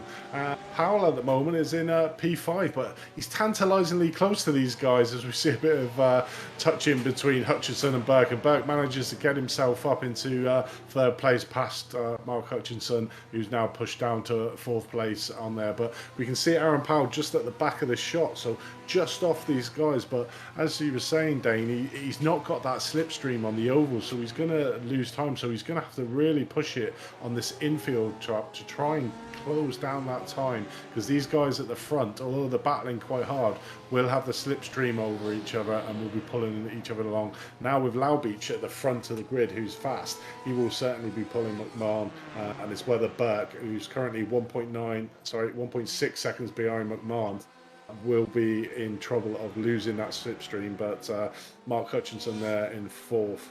But as we look on board with Collins trying to get past Chris Van Den Esse. So Chris has managed to do a good job because, as you were saying, Dane, you know, that BMW for some reason has got zero power around this track, where I find it quite surprising because we've seen in previous rounds the straight line grunt of that BM, but it just seems to have nothing around here, and he's got no answer to any of the other cars around him, and he's like got a mark on his back that all the other cars are just hitting it and going sailing past him. Yeah, it's really not great in the BMW. It's his car of choice, and he has driven it the entire season, not jumped ship as some of the other drivers have. You get a 50-point penalty for that. I think that might be the main thing that's dissuading him from doing that. He is going to try and get past, though. Despite not having much straight line speed, the draft works just the same for him as it does for anybody else. So Van Den Esse around the outside in turn 1. It looks like he's going to have to give up that position once and for all. He still is inside the top 10, though. Laubeach and McMahon very, very, very close as they make their way through the circuit. Burke dropping back from there, and Minbo around the outside of turn 1, and he moves up into 15th, getting past Bush. So that's another beautiful move there from the driver of the 123 Kairos competition car. And he has now got his eyes set with 10 minutes to go on the driver 4 seconds ahead of him. That's Kevin Kittleman in 14th place. Just looking at Powell, he's actually dropped back quite a bit from Laubeach. Laubeach pulling McMahon along with him, but everybody else is getting absolutely left behind. He did tell me that Daytona was one of his favourite circuits, and he usually goes pretty well there, but I think that was something of an understatement. He is absolutely flying out there. Yeah, definitely. I mean, he's shown his dominance on this course, you know, leading from the first race at the front, and in this second race, I thought it was a bit of a tall order, but managed to get his way through the field and obviously avoid that first lap incident or round turns 2 and 3 round the small S's with the carnage that ensued there. Managed to get through that unscathed, and since then has gone leaps and bounds, and is basically by far the fastest man on track as we watch here. Hutchinson having a real big battle with Burke for the last podium place, which I think that's where they're going to end up, because at the moment they've lost a mountain of time from first and second, you know, 2.8 seconds behind now second place. So certainly it's 2 little pods at the front, and then you've got third and fourth with Powell about 3 seconds behind Hutchinson, but Prescott is gaining on Powell as well in 6th place, as we currently watching here the battle for ninth place. So you got Collins, Nessie, and Lee. So Lee trying to do his best, managed to get on the back of these guys. So needs that slipstream effect, because obviously we've seen the damage in the front of his car and has massively affected his top end speed. So needs that slipstream effect to just pull him along and hopefully try and get these places back. As he's just trying to claw back and get as many points as he can in this round, which is not probably one to forget for Danny at the moment. He's had a couple of those recently, as Danny. Ooh. He's very much one of the quicker drivers. That was a bit of a moment for him there. But yeah, he's just really had absolutely terrible luck this season. He was looking for the win at Watkins Glen all the way back in round number 1. And yeah, ended up getting overtaken by 3 cars and finishing 4th in that opening round of the season. So that just really set the standard for a season. Absolutely flying. Until something happens to him and he ends up dropping down the order. That seems to be Danny Lee's season just about summed up. Hopefully he can improve that before the end of the season and carry that forward into a possible season 6 if he does decide to stay in the series. Laubish still pulling McMahon along. Now I wonder, McMahon realizes at this point, if he overtakes Laubish, Laubish will get him back on the same lap, if not the next lap. Is he now just sitting behind in the draft, waiting until the last lap of the race and sending it? Because I don't think Lauby should be able to come up with anything against that. McMahon definitely is quick enough to keep up with him, which would mean in my mind that he's close enough to overtake him, because at Daytona the draft pretty much allows you to just drive right by if you're as close as McMahon is. So that's what I'm thinking now. Is McMahon just biding his time and waiting for a couple of laps time when he can just take the lead right out of Laubish's hands on the final lap? And that's a good call, Dane. I think, you know, Laubich is a very quick driver. McMahon, obviously, last lap was faster than Nicholas Laubich, was obviously sat in his slipstream.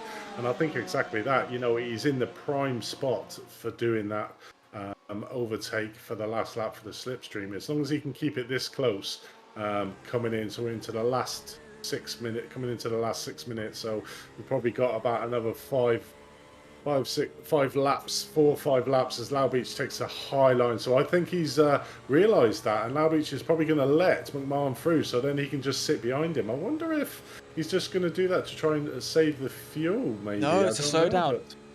It's a slowdown. He's got a slowdown from the bus stop. Running the high line allows you to get rid of the slowdown much quicker than normal, because obviously you're up high, you're losing time. And Laubich gets a slowdown, so that is going to throw a spanner into the works. He's got a second to catch up to McMahon.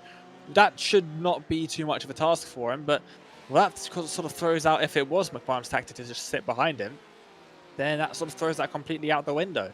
And McMahon now has to defend from Laubich with only 5 minutes left in the race. So that is really interesting. That's just thrown a complete spanner in the works as we take a look at what's happening in the rear of the top 10.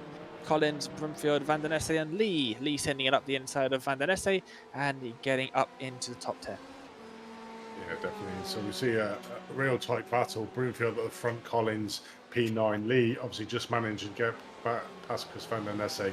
And Nesse currently in 11th place with Adrianson, about 1.3 seconds behind, but not too far away. So should still be getting a slight slipstream off him, but this is a full car train currently for P8 in the thing, with Broomfield leading it out and Collins hot on his tails trying to get through. But as we were saying before, Lee needs to make sure he stays within that slipstream, or else he will come back to Van der Nesse, who has that.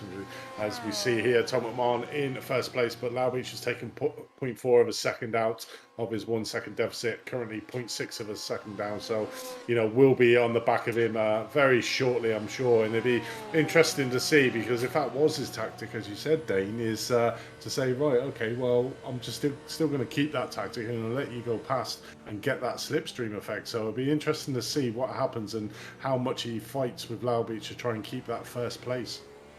As we watch him going around turn 1 at the moment, with Laubich getting right connected onto the back of Tom McMahon just in front of him. So yeah, I think this lap, I think he will let Laubich go through, but then he will have that tactic again where he can just stick behind him, and as long as he gets that decent run out of the bus stop, you know, he will have the overspeed to get him down to the line. But I think it's going to be another photo finish at the line between these two.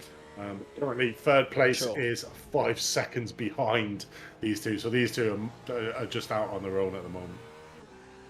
You know what, that strategy that you just talked about with McMahon just letting him pass, I've done that very successfully before. Charlotte 600 last year, I was leading, and I noticed the guy behind me was basically catching right up to me, really had the opportunity to get past, and then chose not to. I realized pretty quickly that he was going to get me on the last lap and not give me a chance. So I let him pass with about 10 laps to go, and then I did the same thing he was doing to me, and took him on the final lap and won the race. I think McMahon, there is a very big possibility that he's going to do that. He's already losing time on the oval. To be quite honest with you, I don't think he has a choice. Oh no, he does. Laubish has dropped back. He's dropping back. Laubish is doing the same tactic to McMahon, it looks like. Oh no, never mind. McMahon is dropping back now. Laubish on the outside into the tri-oval. Let's see how hard McMahon fights this battle as we are onto the penultimate lap of the race. McMahon gives it to him, so you might just be right there. Yeah, as we saw, probably a carbon copy of what's going to happen on the finish line there, with Laubish coming around, getting that side bit, and crossed the line 0.017 seconds faster than McMahon. So that could be a carbon copy of what happens at the end of this race. But, you know, there's still plenty of battles throughout this race, as we're watching Broomfield and Adrison fighting over 11th place at the moment, with Chris Van Nesse just in front of them at the moment. So Chris is going the wrong way back down the field, but, you know, I think he's doing a really good job, considering, you know, how much slower he seems to be than the rest of the cars around him.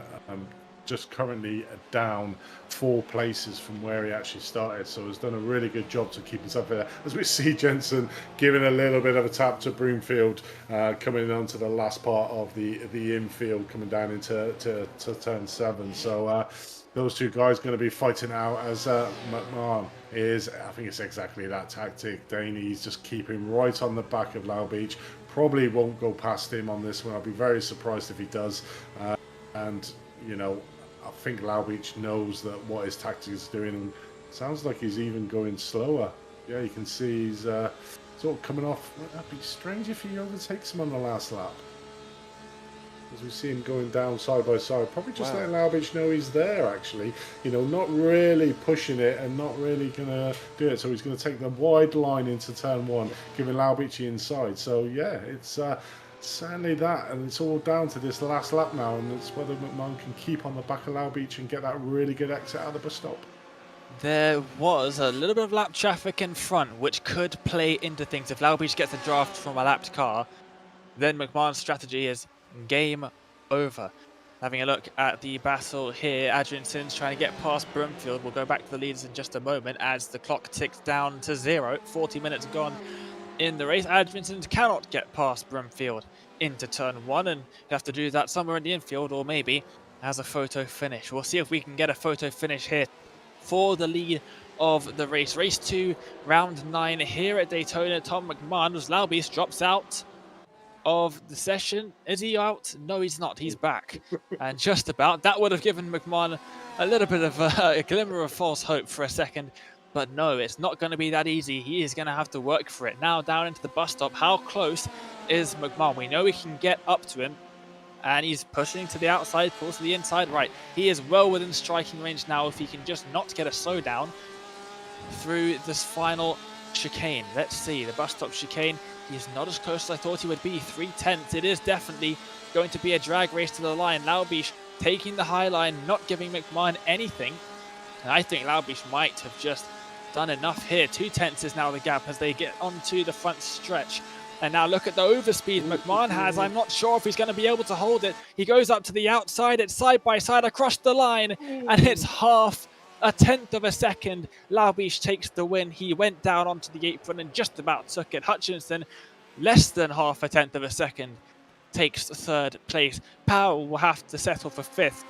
But an absolute photo finish there between Laubish and McMahon. I reckon 100 meters more, and McMahon takes that. The amount of speed that he had extra over Laubish was insane coming off of the banking, but it is Laubish who takes the second win. He gets maximum points in round number 9. Powell does not. He does finish on the podium in race number 1, but in race 2, he has to settle for 5th. So that is another points gain for Laubish. And little by little, that championship lead is diminishing for Powell. It was more or less 60 points, I believe, heading into this round.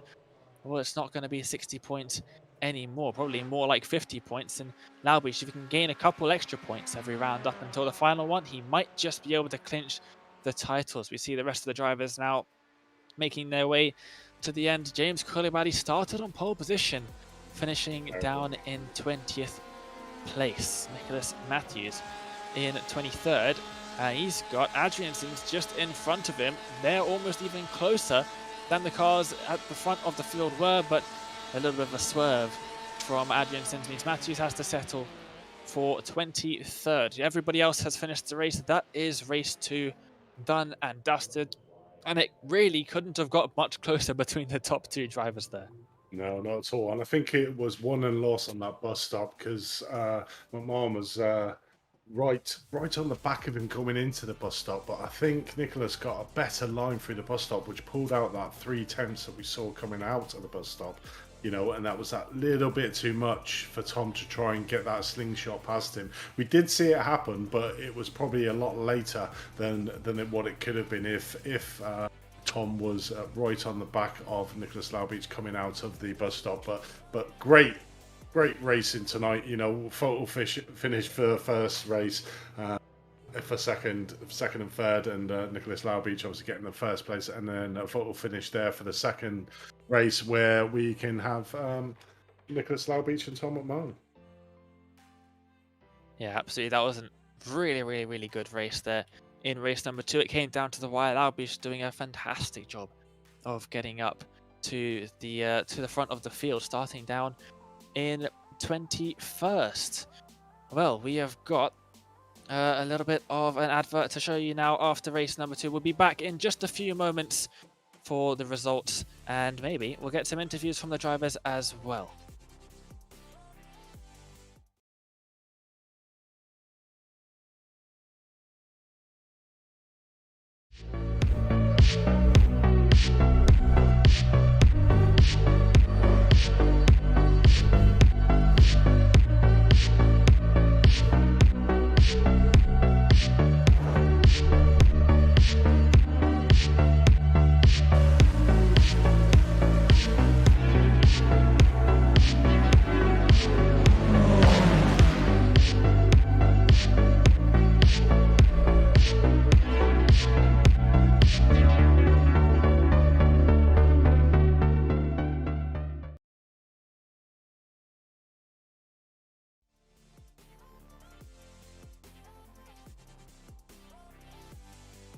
Well, welcome back to Daytona International Speedway, where we have just witnessed one of the closest finishes we've had all season. At the front of the field, Nicholas Laubish taking the win by 0.5 tenth of a second. We hope that you have enjoyed the broadcast so far. If you have, please make sure to hit the like button and subscribe, pushing the notification bell as well, so you never miss one of our many broadcasts that we have throughout the week. We would also like to thank the title sponsor for the series, Wave Italy. Wave Italy's mission is to offer the best experience in driving simulation to an ever broader audience, with the aim of conveying the thrill of a real race to passionate and professionals of eSport and sim racing. They offer extremely well-performing and realistic devices, also suitable for corporate or private events, an unforgettable immersive driving experience. Wave Italy are providing the Pro Class winner the choice of their high-end Wave Impetus Imola or Wave Impetus Monza sim pedals in a colour of their choice. The Amateur Class winner gets half a day of professional coaching at the Wave Italy Professional Training Centre in Verona. If you'd like to get 5% off any product at waveitaly.com, use the code APEXRACING5 at checkout. We'd also like to mention that we do have social media accounts on Instagram, Twitter and Facebook. Daily updates of all of the broadcasts that go on over there on socials, and some highlight videos as well. The photo finish from tonight's race is sure to be featured in that. An absolutely fantastic finish to that race. And those wave impetus level or wave impetus monster sim pedals, I'm not sure who they're going to go to yet. Nicholas Laubich, with that performance, if he can keep that up for the final 3 rounds of the season, might just be able to get past Powell. Yeah, definitely. He's certainly on a charge at the moment. At the start of the season, it was looking like Aaron Powell was going to run away with this championship, but you know, Nicholas Laubich has got his mojo back, and certainly in the last 4 races is just driven out of his skin. You know, Aaron Powell has always been there or thereabouts, just behind Nicholas Laubich, but I think this is probably the biggest distance between the two. Obviously, Nicholas finishing in first and Aaron Powell in fifth. So I think it's true what you're saying, Dane, is that the championship points now will be 50 points or less going into the next round at Zandvoort.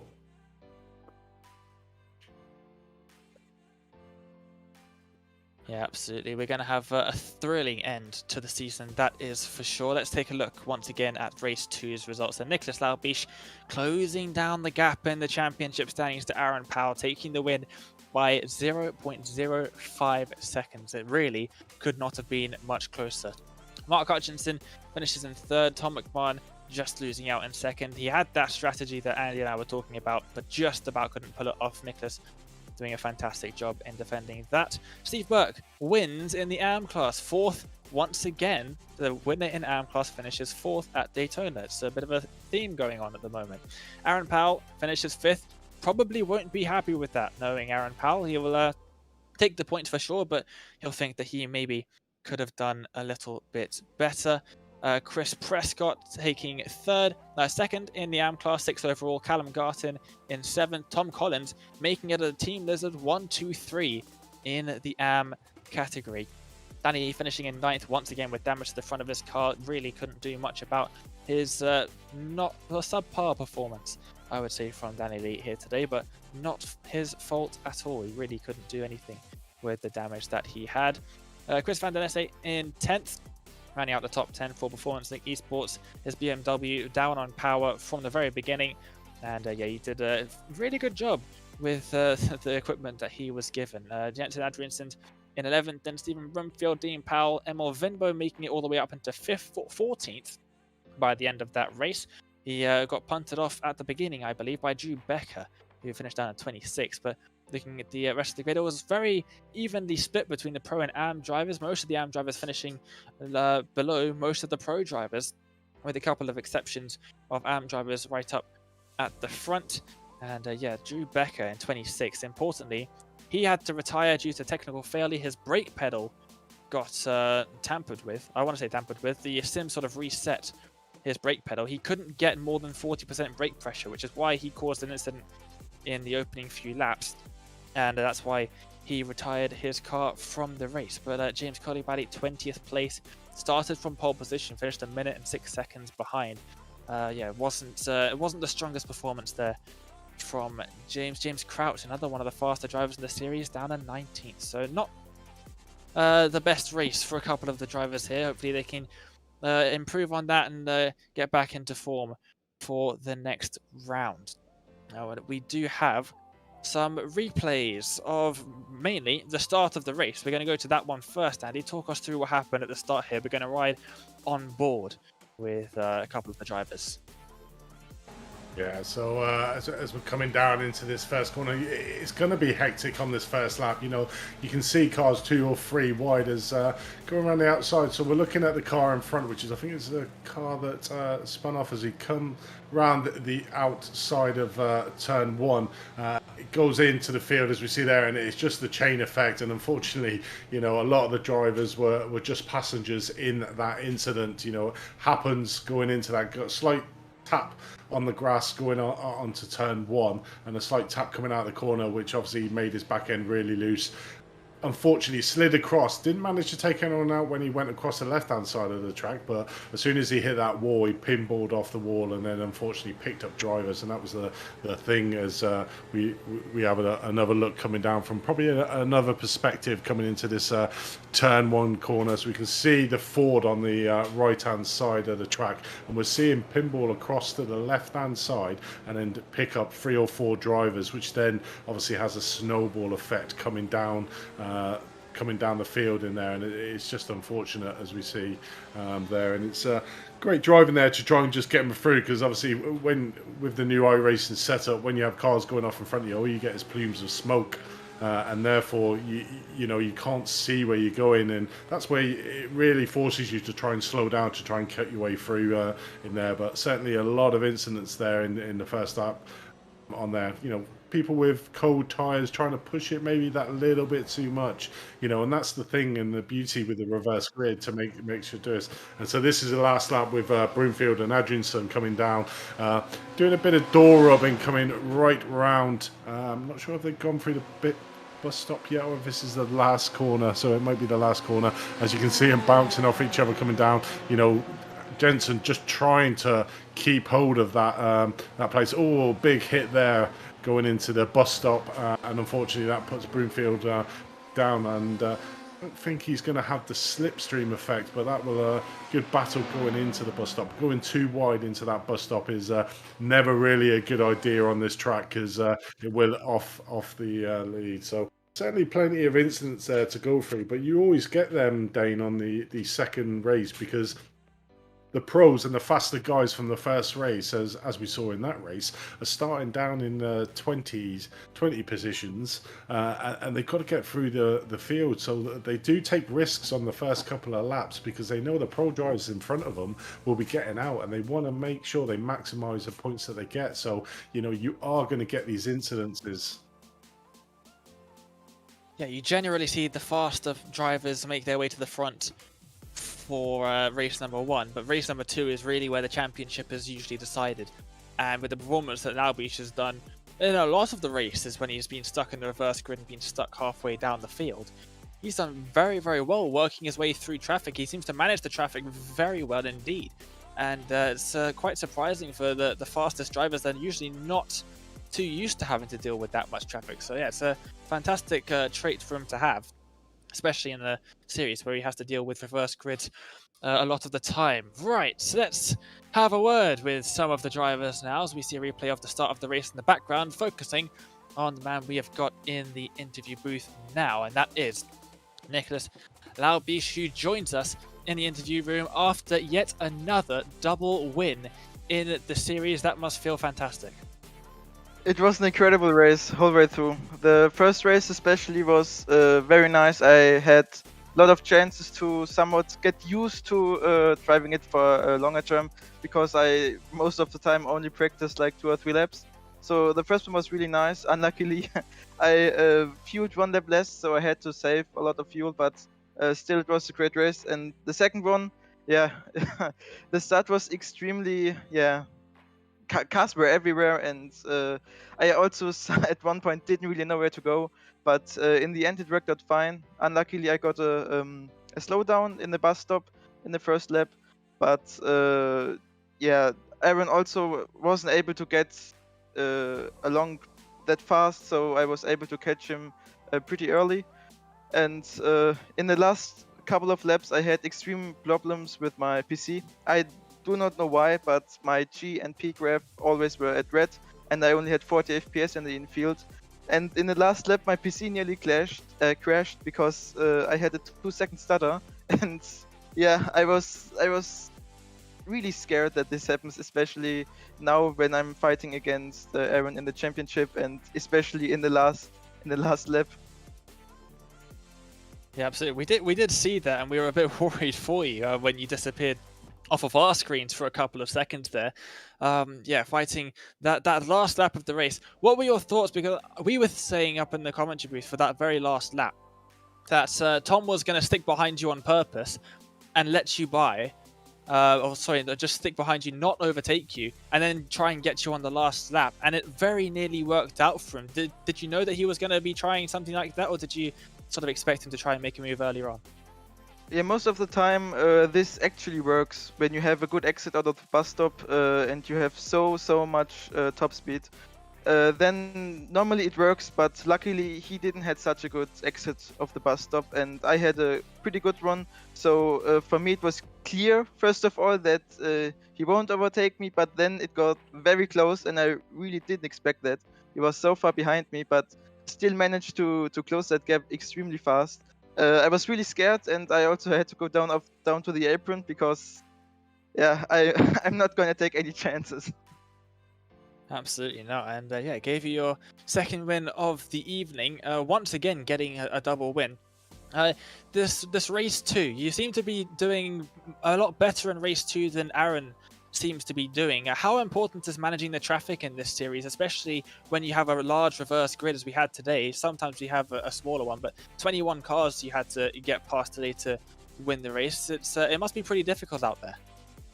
Yeah, especially in the first 5 laps, it's just about surviving. Especially here in Daytona, when you have a bit of damage, it can really cost you the whole race. Your top speed will go down, and you will already lose like 1 or 2 seconds per lap. So the first laps are always just try to survive, and then yeah, the um, the field often is pretty splattered out like 5 laps later on. So it makes stuff a lot easier to pass guys. But still, some people are fighting really hard, but especially really fair, and it's always fun to get through this field. It does look like a lot of fun out there when the racing is clean. Well, we've got the next round next week, Zandvoort. It's a circuit where overtaking is probably not the easiest of any of the circuits on the calendar. Speaking of trying to make your way through the reverse grid, assuming you finish up near the front, you'll be sent to the midfield again. That might be a bit of a different story than here at Daytona. Yeah, it's gonna be fun and not fun because I have no idea how to overtake on Zandvoort, especially with the GTE cars, which are a lot wider than the GT3s and other cars. It's gonna be extremely hard, and I hope for not that big reverse grid. Otherwise, it's gonna be extremely hard to get on top again. Well, Nicholas, congrats on the double win. Good luck heading into Zandvoort next week, and we'll see you next week with when your championship title championship battle continues. And before we let you go, is there anyone you'd like to give a shout out to? Of course, thanks to Urano and our sponsors Huawei, Heineken Media, and HP. Well, thanks so much, and we will see you next week at Zandvoort. Well, it was great to hear from Nicholas there, Andy. And up next, we have got, I believe, Race 2's AM winner. Where is he? There he is. Hi, Steve. Good day all around today for you. Second race AM winner, so you must be feeling good? Yeah, absolutely. Brilliant race and brilliant team result as well. Yeah, definitely 1, 2, 3, wasn't it? Yeah, very close. Tom made up a huge number of places to get third in AM, and I think he finished eighth overall, which, yeah, absolutely ecstatic with that result. Yeah, finishing 8th indeed. Obviously, at the start of the second race, you were pushing Mark all the way. It was pretty much of a battle, and obviously Tom was about 2 seconds, 3 seconds behind you. And then Tom came into the fray, and it seemed to be that you were getting a little bit bullied by the two Evo SR drivers. Did you feel that? Yeah, I did feel a bit outnumbered by them, to be honest. I tried to work with Mark initially. To not slow each other up too much, but yeah, struggled with it. And then as soon as his fellow teammate came along, those guys worked together, and I think I did well to try and sort of stick with them. But yeah, in the end, it just proved a little bit too much. And then when Nicholas came through as well, I thought in my head I was thinking, let's let Nicholas have a go at those two and see what happens, and if I can stick with the three of them, then happy days. Yeah, you certainly, even though you're in the AM class, you certainly weren't showing that on stream against the pro guys. And obviously at the start of the race, you saw heavily battling with Mark there, and he probably was expecting to actually get away from you, but you certainly had the speed over there. So what's your setup? Mainly down to low downforce to get the maximum speed on the outfield? Yeah, so we were running zero wing, and we did a lot more practice for this one. I've previously done the 24 hours with iRacing here, so know the track fairly well. Just tried to concentrate on getting a good exit onto the banking and a good exit out of the bus stop. I think Mark did have the pace on me, but it was very close though. Yeah, it certainly was all the way to the line, close in that race, and obviously Mark just pipping you on the line in the race. But obviously a 4th place in this round, you must be ecstatic over that. We've got Zandvoort next, so I don't believe you've been around that track many in this championship. How are you looking forward to that track? I really like the track. I am a little concerned about a GTE car on that track. It should be a good experience though. I'm really love the series and the guys we're racing with. So yeah, hopefully some good racing. Yeah, so it certainly is a tight beginning, tight end to Zandvoort, but the middle part of the track is probably the prime overtaking. So it's going to be down to qualifying and where you finish in qualifying for that race, and obviously the sort of reverse grid, because I think being in the mid pack for that race is going to be very hard and very difficult. Yeah, absolutely. Getting a good exit out of some of the tighter corners and trying to stick with the pack, and yeah, it's gonna be some brave moves, I suspect, but yeah, it should be good. No, definitely. So obviously a Team Lizard 1, 2, 3, and obviously your first place Amber, so the team and yourself done exceptionally well today. Before we let you go, is there anybody you'd like to give a shout out to, Steve?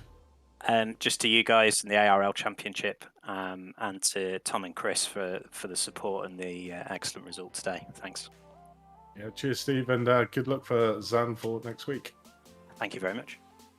That was Steve there, winner of race number 2. So, and Team Lizard 1, 2, 3 in that second. I'm not sure if we've had that before, Dane. I'm pretty sure you'll be able to tell me or be able to find out for me if that's ever happened before. So there is a couple more drivers. I'm not sure if you're wanting to get somebody else in. Yeah, I think we're going to have a chat with... I'm going to have a chat with Danny Lee, but on the question of 1, 2, 3. I think Indy Autosport might have done it once, potentially. But don't quote me on that, because I very well could be wrong. But if it wasn't Indy Autosport, with their thousands and thousands of drivers in the series, then I don't know who else it could possibly be. Right, let's get Danny Lee up into the interview room then, and probably a frustrating round for you, which seems to be a bit of a common theme happening recently, Danny. You basically had damage on the front of your car from the start of both races, and that really doesn't do you many favors at Daytona. Yeah, to be honest with you, race 1 was fairly clean. I mean, I think either lap 1 or lap 2 going into the turn 4. I'm losing my track here, but I kind of missed my mark, went sailing in with a locked inside front, and someone on the Indy team deserves a medal for basically seeing it coming and giving me more space than I deserved. I don't know how I got away with that one. But other than that, race 1 was fairly procedural. Me and McMahon got alongside each other and we just scraped tyres. iRacing treated that a little bit exaggeratedly, and it sent us both off, so that's a bit of a shame. That could have been a battle that went on for a long time, but made the best of a bad situation. Both races were not as good as they could have been, but not as bad as they could have been either. Yeah, considering the damage that you had on your car, which we could see it was affecting your straight line speed, you definitely did a very good job. I was expecting you to drop down further than you eventually did, finishing pretty nicely in the second race, despite having a bit of damage to the front end of the car. It looked like it was very fun out there. Obviously running zero wing, I would imagine, at Daytona, as everybody else has said. The infield must be pretty tricky. Yeah, absolutely. Zero wing, everything slammed to the floor to try and extend that straight line speed. It really didn't see the benefit of that because of the slight nick of damage, possibly cost me a kilometre per hour or 1 or 2 kilometres an hour on the straights. That meant that most of the time was spent fighting Tom Collins in his Porsche.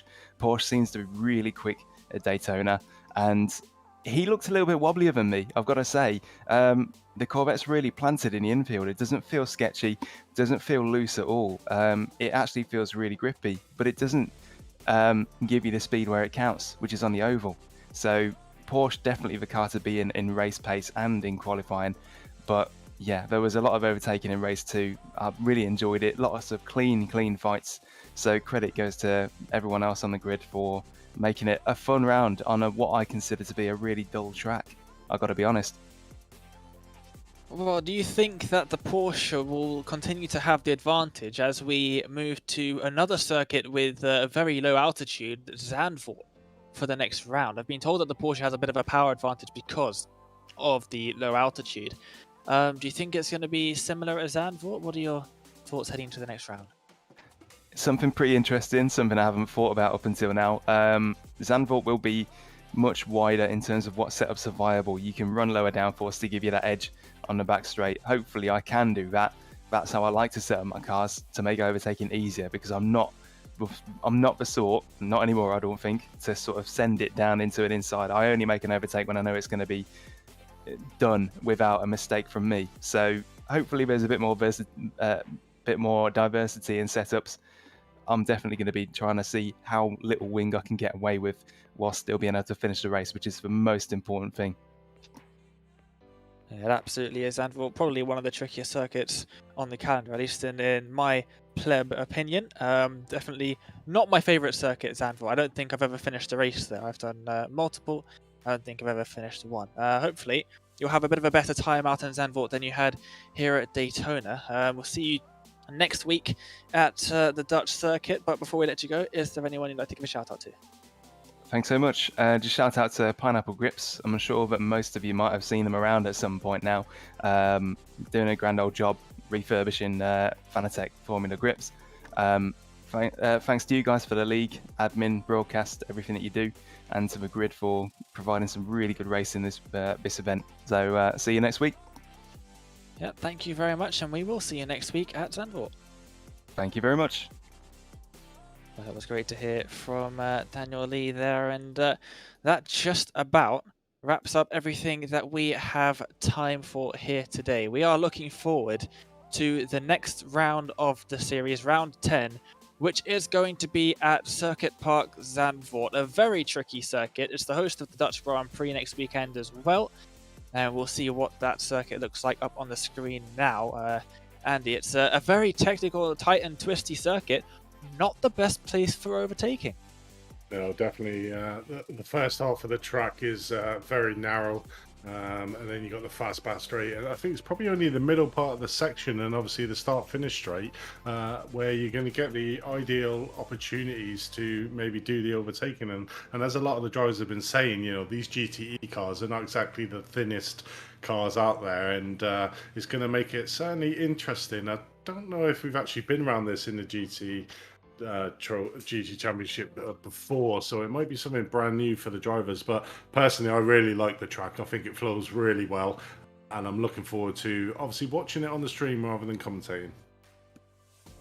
Yes, well, I think it actually, surprisingly, is one of the circuits that's popped up the most. I was looking back through the vast history of Apex Racing League GT Championship earlier today preparing. I was trying to see if we had any previous rounds at Daytona. We haven't. This is the first race we've ever had at Daytona, other than in the old American GT, the predecessor to this, and GT Team last year. Not quite the same series. But yeah, Daytona is the first time we've ever visited, and Nicholas Labish now has a 100% win record at Daytona in the Apex Racing League GT Championship. Zandvoort's popped up a couple times, so yeah, it'll be interesting to see how the drivers fare at that circuit. Well, if you have enjoyed this broadcast, make sure to leave a like, subscribe, and click the notification bell as well, so you never miss any of our broadcasts. Also, give us a follow on Instagram, Facebook, and Twitter. Daily updates and highlights for you over there on those platforms. That just about wraps everything up here for round number 9 of the Wave Italy Apex Racing League GT Championship from Daytona International Speedway. Join us next week at the same time for round number 10 of the series at Zandvoort. The championship title battle is really heating up now between Labish and Powell, and I can't wait to see you all there next week, so make sure you join us then.